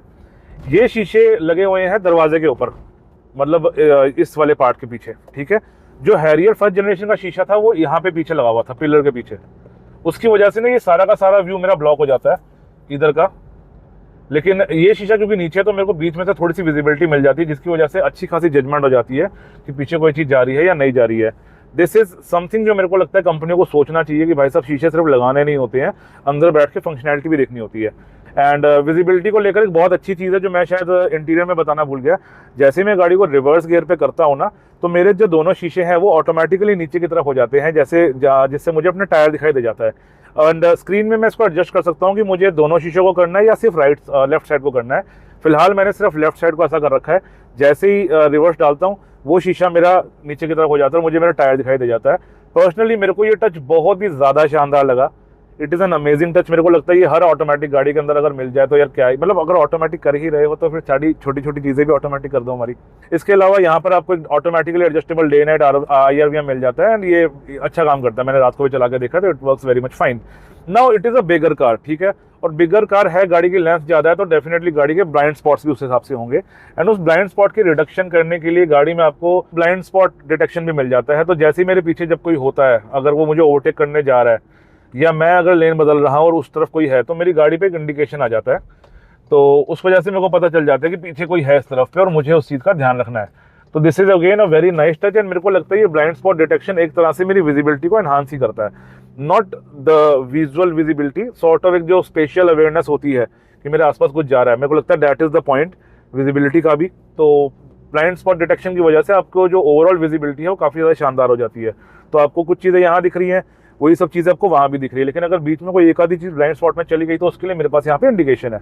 इसके अलावा आगे चलने से पहले एक बार मैं क्रूज कंट्रोल लगाना चाहूँगा। तो मैंने क्रूज की स्पीड को यहाँ पे कर दिया है सेट, राइट। अभी क्रूज मेरा सेट हो रखा है 75 के ऊपर। एंड यू कैन सी यहाँ पर ये 2 लाइन्स बनी आ रही हैं। एक बार वापस उस लाइन की तरफ चलते हैं तो यहाँ पे कार परमानेंटली नहीं आएगी, मेरे को सिर्फ नीचे यहाँ पे छोटी सी इन्फॉर्मेशन दिखाई दे रही है। जैसे इस समय मैं 75 के ऊपर जा रहा हूँ, देन मैं ना एक बटन प्रेस कर रहा हूँ बार बार। यू कैन सी ये येलो, ये जो 3 स्ट्राइप्स है वो एडजस्ट हो रही है। ये है मेरा अडेप्टिव क्रूज का डिस्टेंस।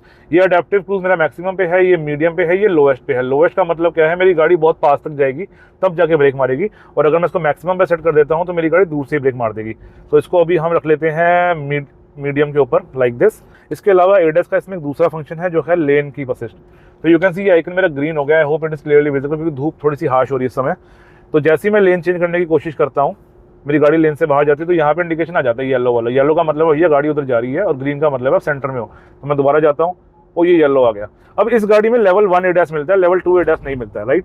तो ये गाड़ी मेरी अपने मेरा इनपुट करेक्ट नहीं करेगी, ये सिर्फ मुझे गाइड करेगी, भैया कुछ हो रहा है गड़बड़, पकड़ लो। अब जैसे मैं इसको क्रॉस कर रहा हूँ, तो जब मैंने क्रॉस कर दिया उसने बोलना बंद कर दिया, लेकिन जैसे ही मैं इस लेन में आऊँगा और वापस उस लेन की तरफ जाऊँगा तो ये इसने यहाँ का बोल दिया कि अब मैं राइट साइड को घुस रहा हूँ। तो that's how your lane assist works. सामने स्कूटी जा रही है, हमने मीडियम कर रखा है, अपने मेरी गाड़ी की ब्रेक लग रही है। मैं आपको स्पीड दिखाना चाहता हूँ,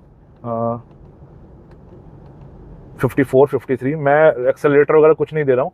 एंड जैसे ही मैं साइड करता हूँ तो मेरी स्पीड बढ़ना शुरू हो जाती है, क्योंकि मेरा लेन खाली है, आगे मेरे कोई नहीं जा रहा है। तो 54, 56, 58, नाइस, वेरी नाइस। तो ये चीज़ ऐसे काम करती है। इसको आप ओवर राइड भी कर सकते हो। जैसे मान लो भी यहाँ मेरी गाड़ी ब्रेक मारने वाली है, मुझे रेडी रहना चाहिए, ये गाड़ी ने ब्रेक मारनी शुरू कर दी, लेकिन अगर मैं हल्की सी रेस अपने आप देता हूँ ना, ब्रेकिंग कैंसिल का इधर एक मैसेज आ जाता है और लिखा जाता है गैस या accelerator applied, something like that. India के लिए ना ये चीज़ें नहीं बनी हुई, बिकॉज इंडिया में कोई भी कहीं से भी निकल जा रहा है, आपकी गाड़ी एकदम से झटके से ब्रेक मारेगी। एक तो आप लोग का डिसबैलेंस होगा, दूसरी बात है कि पिछली गाड़ी में एडस है या नहीं किसको पता है। इसलिए मैं कहता हूँ ये चीज़ें इंडिया के लिए नहीं बनी है। ऐसा नहीं है कि ये चीज़ें काम नहीं करती, काम बहुत अच्छा करती हैं, लेकिन दिमाग भी तो होना चाहिए लोगों में। कैलकुलेटर चलाने वालों को कंप्यूटर पकड़ा दोगे तो नहीं काम कर सकते लोग। वापस आते हैं, हम बात कर रहे थे कैबिन आइसोलेशन की। कैबिन आइसोलेशन गाड़ी की बहुत ही ज़्यादा शानदार है। कल मैंने गाड़ी काफ़ी देर तक चलाई है, गाड़ी के आजू बाजू कोई भी जा रहा होता है, किसी का पता नहीं चलता। Until unless super loud noise है, जैसे वो छपरी बुलेट वाले होते हैं ना, सिर्फ उनकी आवाज़ आती है। एंड बहुत सी गाड़ियों में मैंने बताया है अपने शहर के अंदर, जैसे जो रिक्शा जो जा रहे होते हैं 3 व्हीलर्स इंजन वाले, उनकी आवाज़ आती है गाड़ियों के अंदर। तो इस गाड़ी के साइड से अगर कोई रिक्शा निकलता है, इस गाड़ी के अंदर पता भी नहीं चलता कि रिक्शा कोई साइड से जा रहा है। तो isolation of the car is great. एक बार दोबारा से क्रूज कंट्रोल की बात कर लेते हैं, क्योंकि मेरे मन में टॉपिक है जो बाद में मैं भूल जाऊंगा। ये जो अडेप्टिव क्रूज कंट्रोल है, ये बेसिकली काम करता है रडार्स और सेंसर्स को देख के, इसके पीछे भी एक आधा कैमरा आपको मिलता है। तो इन सब चीज़ों के थ्रू ये सब चीज़ें काम करती है। एंड इस गाड़ी के अंदर ना इन सेंसर्स की वजह से फ्रंट कोलिजन वार्निंग और एक ऑटोनॉमस इमरजेंसी ब्रेकिंग भी है। फ्रंट कोलिजन वार्निंग क्या होती है? जब मैं किसी गाड़ी के बहुत ज़्यादा पास पहुंच जाऊंगा तो मेरी गाड़ी मुझे इंडिकेशन देना शुरू कर देगी, एंड अगर मैं ज़्यादा ही पास पहुंच जाऊंगा तो मेरी गाड़ी ब्रेक मार देगी। I do not want to try this feature. ये चीज़ काम करती है, इट वर्क्स। इस गाड़ी में मैं ट्राई कर चुका हूँ एक्चुअली एक बार, लेकिन यार वो चीज़ ना एकदम से झटके से ब्रेक मारती है। जिन लोगों को एडास वाली ब्रेकों का आइडिया है, जिन्होंने कभी भी फील किया है, उनको पता होगा कि क्या मैं किस चीज़ की बात कर रहा हूँ। आपकी गाड़ी जब चारों ब्रेक एक साथ लगती है ना, तो एक भयंकर नॉइज़ गाड़ी में आती है। वो हर गाड़ी में आती है, नहीं कि MG ग्लॉस्टर इसमें आ रही है, फॉर्च्यूनर होती है उसमें भी आती है, होंडा सिटी होती है उसमें भी आती है। तो ये हर तरह की गाड़ी में होता है, and it is not nice. इसलिए मैं ऑटोनॉमस ब्रेकिंग के आज मूड में नहीं हूँ। ठीक है, हम बहुत अच्छा, कितना प्यारा दिन है यार, ब्रेक के मार मार के जरूर अपना एक्सपीरियंस हमने खराब करना है, लेकिन इसमें आपको ऑटोनॉमस इमरजेंसी ब्रेकिंग मिल जाती है। गाड़ी आपकी अपने आप रुक जाती है। ऑटोनॉमस ब्रेकिंग का आपको एक सिंपल एग्जांपल दिखाया था। उस समय मैं क्रूज कंट्रोल पे, मेरे आगे ये जा रहा है ट्रैक्टर, देखो गाड़ी ने अपने ब्रेक मार लिया है। हम डिस्टेंस कम करते हैं थोड़ा सा, देखो मैंने कम कर दिया तो गाड़ी थोड़ा और पास चली जाएगी उसके, लेकिन गाड़ी धीरे धीरे स्लो होती जा रही है, जस्ट बिकॉज आगे जो ट्रॉली है वो स्लो है बिल्कुल ही। अगर ये रुक जाएगी तो मेरी गाड़ी भी रुक जाएगी, और मेरी गाड़ी इतना डिस्टेंस इससे मेंटेन करती रहेगी। I do not have to do anything, and जैसे ही वो आगे जाएगा मेरी गाड़ी की स्पीड ऑटोमेटिकली बढ़ भी जाएगी। यू कैन सी 11, 12, थोड़ा थोड़ा वो आगे जा रहा है, 13 हो गई है मेरी स्पीड, 14 हो रही है जैसे जैसे डिस्टेंस बढ़ रहा है। तो that is how your front collision system works. I think इन्होंने लेन चेंज करना है, एक बार हम कर लेते हैं, मे बी हमारी वजह से रुके हुए हैं ये लोग, राइट। तो अब यहाँ पे क्रूज कंट्रोल को हम कर देते हैं बंद, क्योंकि हम नॉर्मली गाड़ी को चलाना चाहते हैं। तो डैश द क्रूज कंट्रोल। बात करते हैं सस्पेंशन, राइड क्वालिटी और हैंडलिंग की। तो सस्पेंशन, राइड क्वालिटी और हैंडलिंग से पहले मैं आपको बताना चाहूँगा कि ये गाड़ी है ऑलमोस्ट 5 मीटर लंबी, अच्छी खासी चौड़ी है, ऑलमोस्ट 2 मीटर। एंड इस गाड़ी का वेट है 2200-2300 किलो के आसपास, if I am not wrong, but screen पे इस समय आ रहा होगा। एंड ये गाड़ी ना कंफर्ट ओरिएंटेड गाड़ी है। ठीक है, समझ तो आप गए हो कि मैं बोलना चाहता हूँ सस्पेंशन इसका सॉफ्ट है, लेकिन मैं उस बात पे भी आ रहा हूँ। सबसे पहले ये चीज़ है कि it is a big and massive car. And हमारे देश में ना एक मिथ है थोड़ा सा, कुछ बेवकूफ़ टाइप के लोगों के बीच में, कि गाड़ी बड़ी है ना उसको भगाओ, बड़ी गाड़ी तो भगाने के लिए होती है। एंड मैं बहुत बार देखता हूँ लोग ना फॉर्च्यूनर या स्कॉर्पियो एन या चलो जो भी गाड़ियाँ हैं, किसी का नाम मैं लेके किसी को मतलब जनरलाइज नहीं कर रहा, बट ये गाड़ियाँ लोग ना रैश चलाते हैं, गधों की तरह भगाते हैं इसको। गधा मैं किसी को नहीं कह रहा हूँ, लेकिन आप समझ गए मैं कहना क्या चाहता हूँ। तो ये गाड़ी ऐसे चलाने के लिए नहीं बनी होती। कट गाड़ियाँ मार लेती हैं, बहुत अच्छी बात है, लेकिन इनका जो मेन पर्पस है वो है आपको एक अच्छी राइड क्वालिटी देना बम्पी रोड्स के ऊपर। एंड बम्पी रोड्स पे अगर आपकी राइड क्वालिटी अच्छी होगी तो हाईवे के ऊपर डेफिनेटली जो हल्के हल्के ये जो अनइवन सरफेसेस आते हैं, कई बार आपकी गाड़ी बाउंसी महसूस हो सकती है। That is a general trade जिसकी मैं बात कर रहा हूँ। कमिंग टू ग्लॉस्टर, तो इस गाड़ी का सस्पेंशन आपको थोड़ा सा सॉफ्ट मिलता है, राइट। सॉफ्ट सस्पेंशन की वजह से अंदर जो कंफर्ट है वो आपका बहुत ज़्यादा शानदार बना रहता है। देन आपको मैंने इंटीरियर के टाइम पे बताया था कि सीट्स गाड़ी की सोफे जैसी हैं, तो इस गाड़ी के अंदर बैठ के आपको मज़ा आता है। आप हर चीज़ के ऊपर से ग्लाइड कर जाते हो, आपको फील ही नहीं होता कि आपके पास कोई बम्प है, कोई चीज़ है आपके रास्ते में। It's like that. तो ओवरऑल ये गाड़ी को कंफर्ट के लिए ट्यून किया हुआ है। It is not a sportier car, but even then अगर आप इसमें शार्प चेंजेस करना चाहते हो तो इस समय मैं 85 के ऊपर जा रहा हूँ। And let us find a nice empty road. थोड़ा सा लगा लेते हैं इसको, कोई चक्कर नहीं है। अभी हम जा रहे हैं ऑलमोस्ट 100 के ऊपर, and I will do a lane change where there is empty. अभी हम 100 पे हैं। तो इस गाड़ी में आपको बॉडी रोल तो महसूस होता ही है, ठीक है, वो होगा भी। It is a body on frame chassis. Body roll आपको नेचुरल साइज गाड़ी के अंदर महसूस होता है, लेकिन उसका रीज़न है हर 4x4 गाड़ी के अंदर वो चीज़ है। लेकिन ये गाड़ी रोड से चिपक के चलती है because of those 19 inch alloys. Right. 19 inch के अलॉय हैं, बड़े भारी अलॉय हैं, तो उसकी वजह से गाड़ी रोड के साथ भी अपना कॉन्टैक्ट बना के रखती है, गाड़ी अपना कंपोजर बना के रखती है। अभी हम 70 की स्पीड पे जा रहे हैं, तो ऐसी स्पीड में आपको ज़्यादा बॉडी रोल महसूस नहीं होता है। हाँ, अगर मैं शार्प लेन चेंजेस करता हूँ ऐसे ऐसे, फिर तो पता चलता है कि गाड़ी में बॉडी रोल है। लेकिन अगर मैं इसको सेडेटली ड्राइव कर रहा हूँ, जैसे हम 70 पे जा रहे हैं, let's do a lane change, तो कोई फीलिंग नहीं आती आपको, किसी पता ही नहीं चलता कि गाड़ी का लेन चेंज हमने किया। This car is so good, you can not do it like this, like in a sedan, ठीक है। ये इस गाड़ी में आपको नहीं करना, आपको इस गाड़ी को प्यार से चलाना है, राइट। इसके अलावा अगर मैं फीडबैक की बात करूँ, इलेक्ट्रॉनिक स्टीयरिंग है गाड़ी का, स्लो स्पीड के ऊपर it feels very light and high speed के ऊपर ये अच्छा खासा वेट कर लेता है। डायरेक्ट जो फीडबैक है कनेक्शन वाला, वो इस गाड़ी में नहीं है। इस गाड़ी में काइंड ऑफ एक आर्टिफिशियल वेट आ जाता है, जो कि बहुत अच्छी तरीके से ट्यून किया गया है। तो हाई स्पीड के ऊपर आपको as such light weight steering वाली गलती आपसे इस गाड़ी के अंदर नहीं होगी। ट्यूनिंग स्टीयरिंग की काफ़ी ज़्यादा शानदार है, काफ़ी प्रिसाइज स्टीयरिंग मुझे इस गाड़ी का फील हुआ। लोग जो MG की गाड़ियों को ना चाइना चाइना बोल के छोड़ देते हैं ना, मेरे को लगता है वो ऐसे फाइन प्रोडक्ट ट्राई ही नहीं करते कभी लाइफ के अंदर। This car feels very nice from almost every angle. इसके बाद अगर मैं पावर ट्रेन की बात करूं, तो ये गाड़ी को मिलता है 2 लीटर का डीजल इंजन, जो कि बनाता है तकरीबन 215 bhp if I am not wrong and 480 newton metre का टॉर्क। लोग इसको कंपेयर करते हैं फॉर्च्यूनर से, तो एक बार उसकी बात भी कर लेते हैं। फॉर्च्यूनर बनाती है 2.8 लीटर का डीजल इंजन उसमें, जो बनाता है 500 न्यूटन मीटर का टॉर्क और 200 bhp। पावर फिगर्स आसपास है दोनों गाड़ियों के, राइट। ये उससे 15 bhp ज़्यादा बनाती है, फॉर्च्यूनर इससे 20 न्यूटन मीटर ज़्यादा बनाती है। It is like that. तो पावर फिगर्स गाड़ी के आसपास है, लेकिन स्टार्टिंग में मैंने कहा था कि ये गाड़ी फॉर्च्यूनर से कम्पीट नहीं करती, ये गाड़ी प्राडो से कम्पीट करती है। ऐसा मैंने क्यों कहा था? उसका रीज़न ये है कि फॉर्च्यूनर और प्राडो काफ़ी ज़्यादा सिमिलर प्लेटफॉर्म पे बने हुए हैं, उनके पावर ट्रेन भी सिमिलर है। काफ़ी सारी कंट्रीज़ के अंदर तो उनको सेम पावर ट्रेन मिलते हैं। तो आई विल से प्राडो फॉर्च्यूनर का ही एक प्रीमियम लग्जरी वर्जन है। साइज़ में उससे थोड़ा सा बड़ा महसूस होता है, ज़्यादा डिफरेंस नहीं है उसका प्राडो का और फॉर्च्यूनर का आपस के साइज़ में। तो दीज आर सेम थिंग्स। और तो प्राडो की भी पावर इस गाड़ी से सिमिलर ही है। साइज़ की वजह से और फीचर्स की वजह से, लग्जरी की वजह से, कंफर्ट की वजह से इस गाड़ी को प्राडो के साथ कंपेयर किया जाता है। बट अगेन हम अपने देश में वापस आ जाते हैं, तो 480 न्यूटन मीटर का टॉर्क है, और वो टॉर्क आपको बना के दे रहा है 2 लीटर का engine with the help of twin turbo. Twin turbo इस गाड़ी के अंदर आपको पैरेलल मिलते हैं। 2 तरह का ट्विन टर्बो सेटअप होता है, एक सिक्वेंशियल होता है, एक पैरेलल होता है। सिक्वेंशियल होता है आपके लोअर आरपीएम के ऊपर एक टर्बो, छोटा टर्बो काम करता है, एंड देन ज़्यादा आरपीएम के ऊपर एक बड़ा टर्बो काम करता है साथ में। वो थोड़ा सा कह लो एवर सो स्लाइटली कॉम्प्लेक्स होता है। जो ट्विन टर्बो पैरेलल में होते हैं, जब दोनों टर्बो एक साथ काम करते हैं, वो थोड़ा सा ईजी सेटअप होता है। तो मैं ये कहूँगा कि ट्विन टर्बो अगर आप पैरेलल ले रहे हो, that is going to be slightly more reliable compare to sequential turbos, ठीक है। इस गाड़ी में ट्विन टर्बो मिलता है, गाड़ी की परफॉर्मेंस है, इट इज़ वेरी मच ताकड़। अब जैसे इसको पंजा देते हो ना, it is ready to jump. लेकिन ट्रांसमिशन अपना एक हल्का सा एक एवर सो स्वीट एक सोचने का टाइम लगाता है, बट गाड़ी भागती है। जैसे अभी मैं 8th गियर पे हूँ, अब देखना इसका कितना क्विक वो होता है, गियर चेंज होता है। मैं जैसे ही प्रेस करता हूँ, ये मैंने पहले और किसी कार में नहीं देखा, जैसे ही मैं इसको प्रेस करूंगा ना, इंस्टेंटली ये 6 पे आ गया है एंड गियर चेंज 5 पे भी आ गया। गियर चेंज आधा सेकंड के बाद होता है, बट यहाँ पर स्क्रीन पे इंस्टेंटली हो जाती है ये चीज़, और गाड़ी बहुत फटाफट स्पीड पकड़ लेती है। लेकिन हमारे आगे आ गया है मोड़, और ये है बड़ी गाड़ी, तो हमने इसको डिवाइडर के पार नहीं करना है, ठीक है। हमने चलाना है इसको responsibly. What I am trying to say is car is fun, car is fast man. और आपको ना जब आप एकदम से इसको रेव करते हो ना, आपको टर्बोस की आवाज अंदर सुनाई देती है, और उसको सुन के मजा आता है। वो ना हल्का हल्का इफेक्ट बढ़ रहा होता है आपके अंदर का, और जब आप उसको सुनते हो ना बार बार, तो आपको लगता है कि भाई अब ये गाड़ी उड़ेगी। एंड अगर मैं 0 to 100 की बात करूँ, तो मुझे बताते हुए बहुत खुशी महसूस होती है कि तुम्हारे भाई ने इस गाड़ी का 0 to 100 किया था अप्रैल के अंदर, और वो इंडिया का फास्टेस्ट 0 to 100 था ग्लॉस्टर के ऊपर जो किसी ने किया हो। उससे फास्ट 0 to 100 इंडिया में ग्लॉस्टर का नहीं है। उसको जाके आप इंस्टाग्राम पे देख सकते हो। अप्रैल में मैंने क्यों किया था और वीडियो मैं दिसंबर में क्यों बना रहा हूँ, क्योंकि ज़्यादा लोग नहीं जानते, पर अप्रैल में मुझे कोई हेल्थ इशू आ गया था। ये गाड़ी मेरे पास रिव्यू के लिए आई थी, लेकिन मैंने गाड़ी वापस कर दी थी, क्योंकि मेरे को था कि मैं ये गाड़ी चला नहीं पाऊंगा। एंड देन अभी मैं जस्ट रिकवर हो ही रहा हूँ। This is going to be my first complete review after my injury. उस वजह से थोड़ा सा डिले हो गया अपने को, लेकिन कोई बात नहीं, दोबारा फटाफट काम को शुरू करते हैं, खींचते हैं। आप लोग का सपोर्ट, आप लोग का प्यार बना रहे बस, और तो लाइफ में क्या ही चाहिए अपने को। तो पावर फिगर्स गाड़ी के शानदार हैं। और एक बार माइलेज की बात कर लेते हैं। तो जहाँ पे हम बीच में रुके थे, हमने माइलेज का रील बनाया था। गाड़ी को मिलती है सिटी के अंदर, जब मैंने गाड़ी चलाई है, इसको 10 से 12 की एवरेज मिल जाती है आपको इजीली। 10 से 12 का नंबर बहुत ज़्यादा कॉमन है इस गाड़ी का। एंड हम बहुत ऐसे हाईवे पे चल रहे हैं, लेकिन आप ये भी देख चुके हो बीच में मैं इसको भगा भी रहा हूँ। तो एक रफ नंबर देख लेते हैं जो माइलेज का मुझे आ रहा हो। तो देखो आफ्टर रीसेट यहाँ पर ही मुझे 13.9 ऑलमोस्ट 14 की दिखा रहा है माइलेज, ठीक है। और इसके अंदर अभी आप देख चुके हो मैं ऑटो मोड के अंदर हूँ, मैं इको मोड में नहीं हूँ, राइट।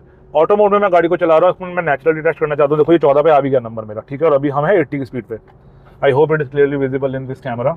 इसको अगर मैं लॉन्ग रन करूंगा, क्रूज कंट्रोल लगाऊंगा, इको मोड पे डाल दूंगा ना, गारंटी यही एवरेज आपको 16 की दे देगी।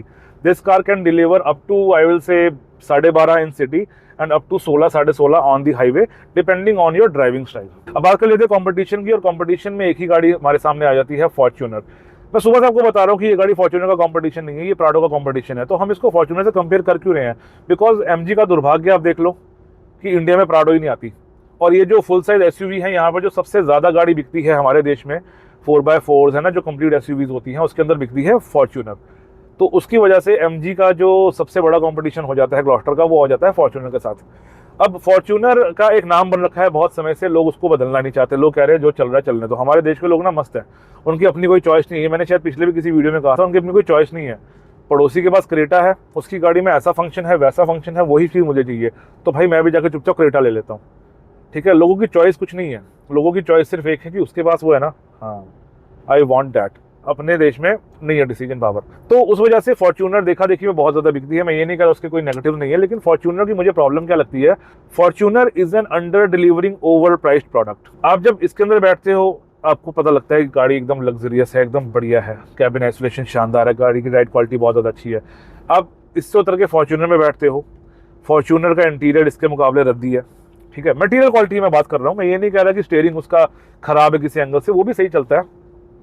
ठीक है ना, बढ़िया परफॉर्मेंस है, बढ़िया हैंडलिंग है, सब कुछ अच्छा है फॉर्च्यूनर का, लेकिन मटेरियल का जो चॉइस है वो थर्ड क्लास है। राइट, गाड़ी का जो कंफर्ट है, जो गाड़ी बाउंस होते होते चलती है, वो अगेन इसके मुकाबले इन्फीरियर है, लेकिन वो तब भी बिक रहा है। बिक क्यों रहा है? क्योंकि टोयोटा की है मार्केट में मोनोपोली, उसके सामने कोई प्रोडक्ट खड़ा हुआ नहीं है। एंड मैंने बहुत से पुराने वीडियोस में कहा है कि किसी ब्रांड की, किसी प्रोडक्ट की मोनोपोली नहीं होनी चाहिए। जब किसी प्रोडक्ट की मोनोपोली हो जाती है ना, तो वो आपको कुछ भी बेचेंगे और आप उसे खरीदोगे। इस चीज़ को आप समझो, एप्पल की मोनोपोली है जैसे मार्केट के अंदर, या कह लो उनका अपना यूजर बेस है, लेकिन उसकी उस हिसाब से मोनोपोली है। ठीक है, लोग उनसे कुछ मांगते नहीं है, क्यों? क्योंकि उनको पता है एप्पल अपने हिसाब से देगा। टोयोटा भी उसी डायरेक्शन के अंदर चलता जा रहा है कि हमारे पास प्रोडक्ट्स हैं, हमारा नाम बना हुआ है रिलायबिलिटी के ऊपर, तो हम जैसा देंगे लोग वैसा खरीदेंगे। इसलिए टोयोटा का आज तक जो ये आता है इंफोटेनमेंट सिस्टम आता है, मैं नहीं कह रहा इंफोटेनमेंट सिस्टम बहुत शानदार होना चाहिए, बट भाई उसका इंफोटेनमेंट सिस्टम लगता है आप किसी 2005 की गाड़ी में बैठे हुए हो। इसलिए मैं बोल रहा हूँ कि वो एक अंडर डिलीवरिंग प्रोडक्ट है। और प्राइसिंग वाइज हम सबको पता है कि फॉर्च्यूनर ओवर प्राइस्ड है। अगर प्राडो की कंपटीशन की कार आपको 50 लाख के अंदर मिल रही है, तो फॉर्च्यूनर उस टेरिटरी में क्या कर रही है? जब आप स्कॉर्पियो एंड सफारी एक्सयूवी 700 से उठ के फॉर्च्यूनर की तरफ जाते हो ना, तो वहाँ जो आपको जो परसीव्ड वैल्यू मिलती है वो बहुत ज़्यादा लो है, लेकिन उसके लिए जो आपको प्राइस पे करना पड़ता है वो बहुत ज़्यादा हाई है। वो ऑलमोस्ट डबल कॉस्ट कर जाती है इन छोटी गाड़ियों के, या जो नीचे वाला सेगमेंट है उसके। तो दैट्स द रीज़न मेरे को फॉर्च्यूनर ओवर प्राइस लगती है, बिकॉज ऑलरेडी कम दे रही है सामान और रेट उनके डबल हो रखे हैं। और क्यों? जस्ट बिकॉज जो मैंने आपको पहले बताया, मोनोपोली। तो मोनोपोली किसी प्रोडक्ट की नहीं होनी चाहिए। एंड हमारे देश के अंदर लोगों को ये बात समझ नहीं आती, लोग लेते हैं सामान देखा देखी में। वो स्कॉर्पियन जा रही है, उसने ली है, वो ऊंची होकर बैठता है, तो मुझे भी ऐसा ऊंचा होकर बैठना है। सेंस है इस बात का? नहीं, सेंस चाहे ना हो, लेकिन ना मेरे को ऐसा लग रहा है कि लोग मेरे को देख रहे हैं तो उनको लग रहा होगा कि मैं बहुत कूल इंसान हूँ क्योंकि मैं ऊंचा होकर बैठा हूँ।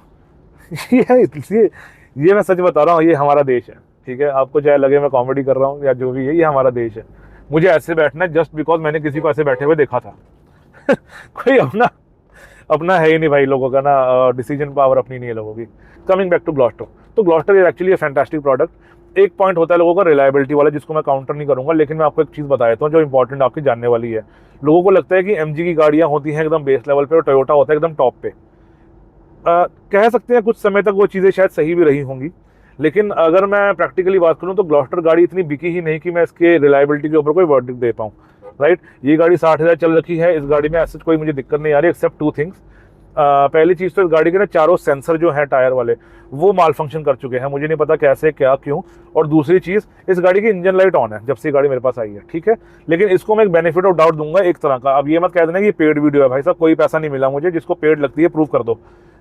इसको मैं बेनिफिट ऑफ डाउट इस चीज़ का दूंगा, फिर अगर इस गाड़ी का नंबर नोट किया वीडियो के स्टार्टिंग में, तो एक बार आप MG ग्लॉस्टर लिख के सर्च मारो, ये वही गाड़ी है जो बहुत सारे यूट्यूबर्स के पास घूम रखी है, because it is a media car. ये गाड़ी मेरे को MG की तरफ से आई है, ये किसी पर्सन की गाड़ी नहीं है। राइट, 60,000 किलोमीटर ये गाड़ी चल चुकी है, ऊपर यहाँ दिखा रहा है 62,056 किलोमीटर। ये गाड़ी मीडिया में घूमती रहती है, ये गाड़ी यूट्यूबर्स के हाथ में रहती है, तो ऐसे के अंदर लोग इसको पेलते हैं, भगाते हैं, इसमें बर्नआउट मारते हैं, इसको 4x4 करके चलाते होंगे जहां मर्जी, तो ऐसे केस में इशू आना लाजमी सी बात है यार, ठीक है।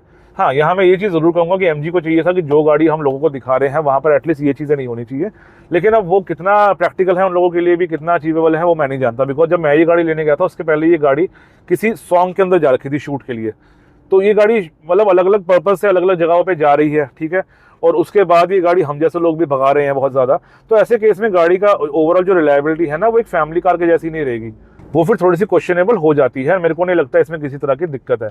ऑन दी अदर हैंड हम बात कर रहे थे Fortuner on the top, but देखो उसकी जो इमेज बन रखी है ना वो उस ज़माने से बन रखी है जब से फॉर्च्यूनर आ रही है, और तब कौन सी फॉर्च्यूनर आती थी, तब आती थी पुराने ज़माने वाली फॉर्च्यूनर जिसमें ज़्यादा फीचर नहीं होते थे।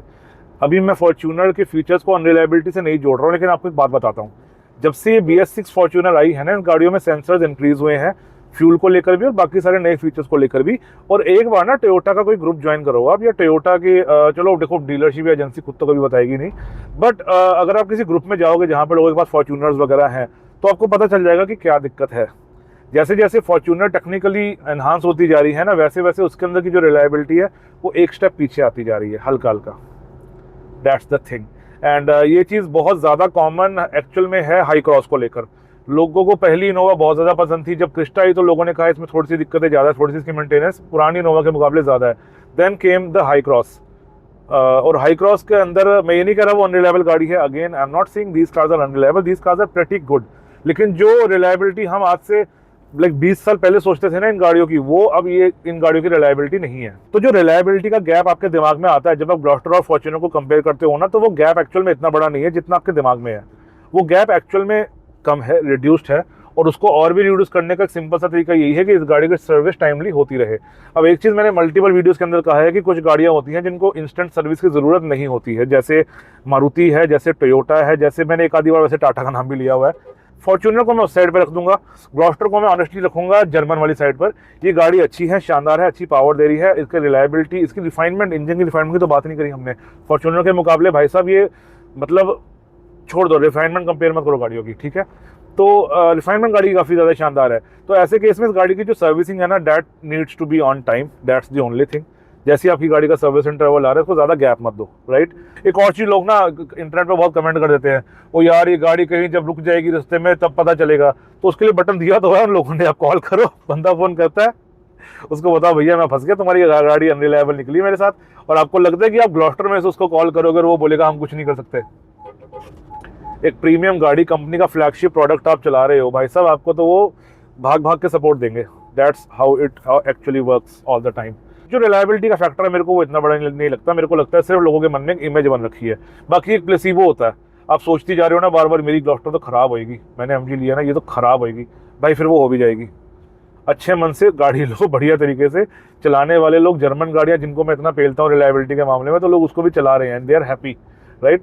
ग्लॉस्टर में मेरे को नहीं लगता ऐसा कोई इनहेरिडेटरी इशू है ग्लॉस्टर के अंदर कि ये गाड़ी में ये इशू आता ही आता है। It is a great car, the only problem is इस गाड़ी को अपनी वर्थ प्रूव करने का मौका ही नहीं मिला, बिकॉज जिसके अगेंस्ट ये गाड़ी आई थी वो गाड़ी इंडिया से लुप्त हो गई, और ये गाड़ी को बाय डिफॉल्ट उससे निचले वाले सेगमेंट की कार से कम्पीट करना पड़ा।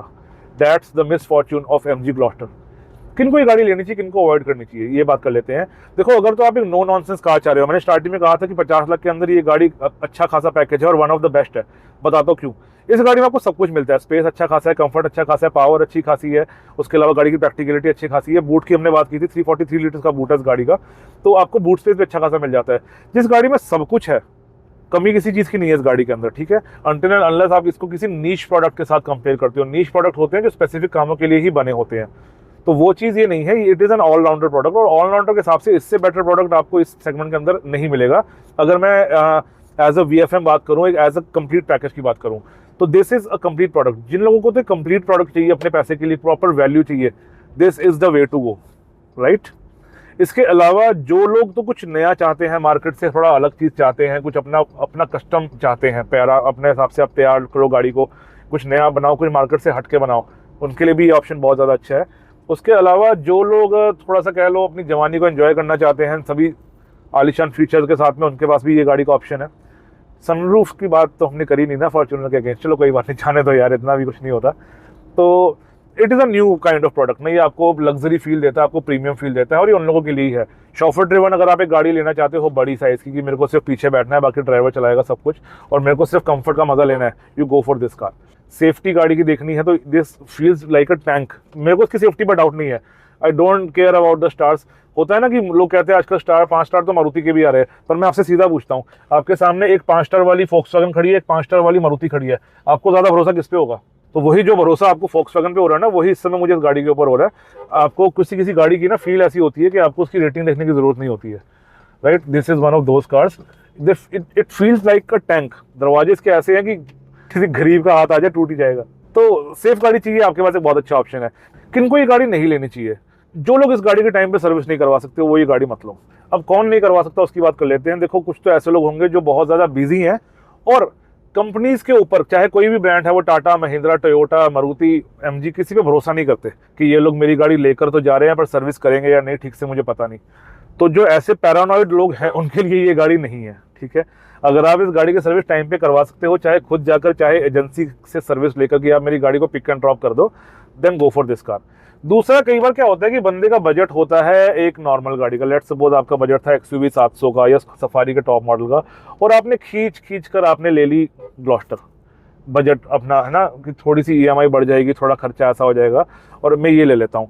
देखो, सपने पूरा करना अच्छी बात है, ठीक है, लेकिन उनको, मेरे को लगता है हमको बाकी सारी चीज़ों को भी बैलेंस करके चलना चाहिए। तो अगर मेरा बजट अलाउ नहीं करता कि मैं इतनी बड़ी गाड़ी की तरफ जाऊँ, खासकर EMI मेरी बढ़ जाएगी और सर्विस के टाइम पर मेरे को थोड़ा सा मतलब इधर उधर देखना पड़े, तो ऐसे केस के अंदर भी मैं रेकमेंड नहीं करूंगा। देखो, ये तो वैसे भी सिंपल फाइनेंशियल नॉलेज है कि अपने बजट के हिसाब से गाड़ी लो, बिकॉज गाड़ी के खर्चे उस हिसाब से होते हैं। इस गाड़ी में 19 इंच का अलॉय है, ठीक है, बाय डिफॉल्ट। टायर भी इस गाड़ी का उस हिसाब से ही आएगा। उसके अलावा गाड़ी का वेट है आई थिंक 2200-2300 किलो। तो माइलेज जो मैंने आपको बताई थी, अभी देखो ये 15.1 पे चल रहा है बहुत जैसे, लेकिन हमारी स्पीड भी ज़्यादा मेंटेन नहीं हो पा रही है ट्रैफिक के अंदर। अगर आपका बजट आपको अलाउ नहीं कर रहा ना, तो स्ट्रेच करके इस गाड़ी पर मत जाओ, बिकॉज इस गाड़ी को जब अपनी केयर चाहिए तो चाहिए। फिर आप ये नहीं कर सकते कि इसकी सर्विस इस महीने चला लो, इसको अगले महीने सर्विस करवा लो। होगा कुछ नहीं, होगा कुछ भी नहीं। लेकिन मैं फिर भी ये कहूँगा कि जो गाड़ी थोड़ी सी ज़्यादा कॉम्प्लेक्स है, थोड़ी सी ज़्यादा कॉम्प्लिकेटेड है, इलेक्ट्रॉनिक्स अच्छे खासे हैं, फीचर्स बहुत ज़्यादा दे रही है, देन हर तरफ से लग्जरी है ना, हर तरफ से रिफाइनमेंट गाड़ी की शानदार है, तो ऐसी गाड़ियों को मैं कहूँगा कि ट्रीट भी उसी तरह से किया जाए जिस तरह से ये गाड़ी है, ठीक है। गधे को गधे की तरह रखा जाता है, घोड़े को घोड़े की तरह रखा जाता है, राइट। केयर करी जाती है घोड़े की पूरी, और गधे पे सामान लादा जाता है। मैं ग्लॉस्टर को घोड़ा और फॉर्च्यूनर को गधा नहीं बोल रहा हूँ। मेरे कहने का मतलब ये है कि जो प्रीमियम गाड़ी है ना, उसको प्रीमियम तरह से रखो, और अगर आप ऐसे रख सकते हो, गो for this car man. This car will not disappoint you anywhere. शानदार गाड़ी है बहुत ज़्यादा ये। इसको चला के जो मज़ा मुझे आया है, इसको मैंने काफ़ी दिन रख लिया है। मैं लगभग इस गाड़ी को 400 किलोमीटर चला चुका हूँ। ये काइंड ऑफ ना एक क्लोजिंग नोट है मेरा, ठीक है, जो मैं आपको बता रहा हूँ कि मैं इस गाड़ी को 400 किलोमीटर के आसपास चला चुका हूँ। गाड़ी बहुत मज़ेदार रही है, और मेरे पास हैरियर है, तो मेरा ना जो फर्स्ट कंपैरिजन होता है ना, वो हैरियर से होता है हर गाड़ी का, कि मैं किस गाड़ी से उतर के किस गाड़ी में आ रहा हूँ तो मुझे कैसा फील आ रहा है। और जैसे ही मैं इस गाड़ी में बैठा ना, हैरियर के अंदर उतर के पहली बार जब इसमें बैठा, भाई साहब ये गाड़ी मतलब पता चल जाता है कि हैरियर फील्स लाइक अ बिगर कार जब तक आप उससे बड़ी गाड़ी में नहीं बैठते हो। Harrier is a small car, इसके सामने Harrier is a small car, this car is tank. बहुत बड़ी गाड़ी है ये। अरे इस गाड़ी में जब मैं जाता हूँ ना, तो मुझे हैरियर की छत दिखाई दे रही होती है। क्रेटा की भी मुझे, ये तो चलो अमेज थी, क्रेटा की मुझे छत दिखाई देती है जब मैं इस गाड़ी के अंदर बैठा होता हूँ। It is that toll actual में। तो it is a wonderful car. Unfortunately इस गाड़ी को अपना मेटल प्रूव करने का मौका नहीं मिला। एंड यहीं पर ख़त्म करते हैं अपने आज की वीडियो को। तो मुलाकात करेंगे अगले वीडियो के अंदर। तब तक के लिए keep liking, sharing, subscribing and supporting. ऐसे ही अपना प्यार बना के रखो गाइस। एंड अगर आपका किसी भी तरह का सवाल है तो या तो आप कमेंट कर सकते हो, या आप मुझे स्पेयर व्हील ऑफिशियल मेरे इंस्टाग्राम हैंडल के ऊपर कनेक्ट कर सकते हो। तो that's all for today guys. मुलाकात करते हैं अगले वीडियो के अंदर। Bye bye.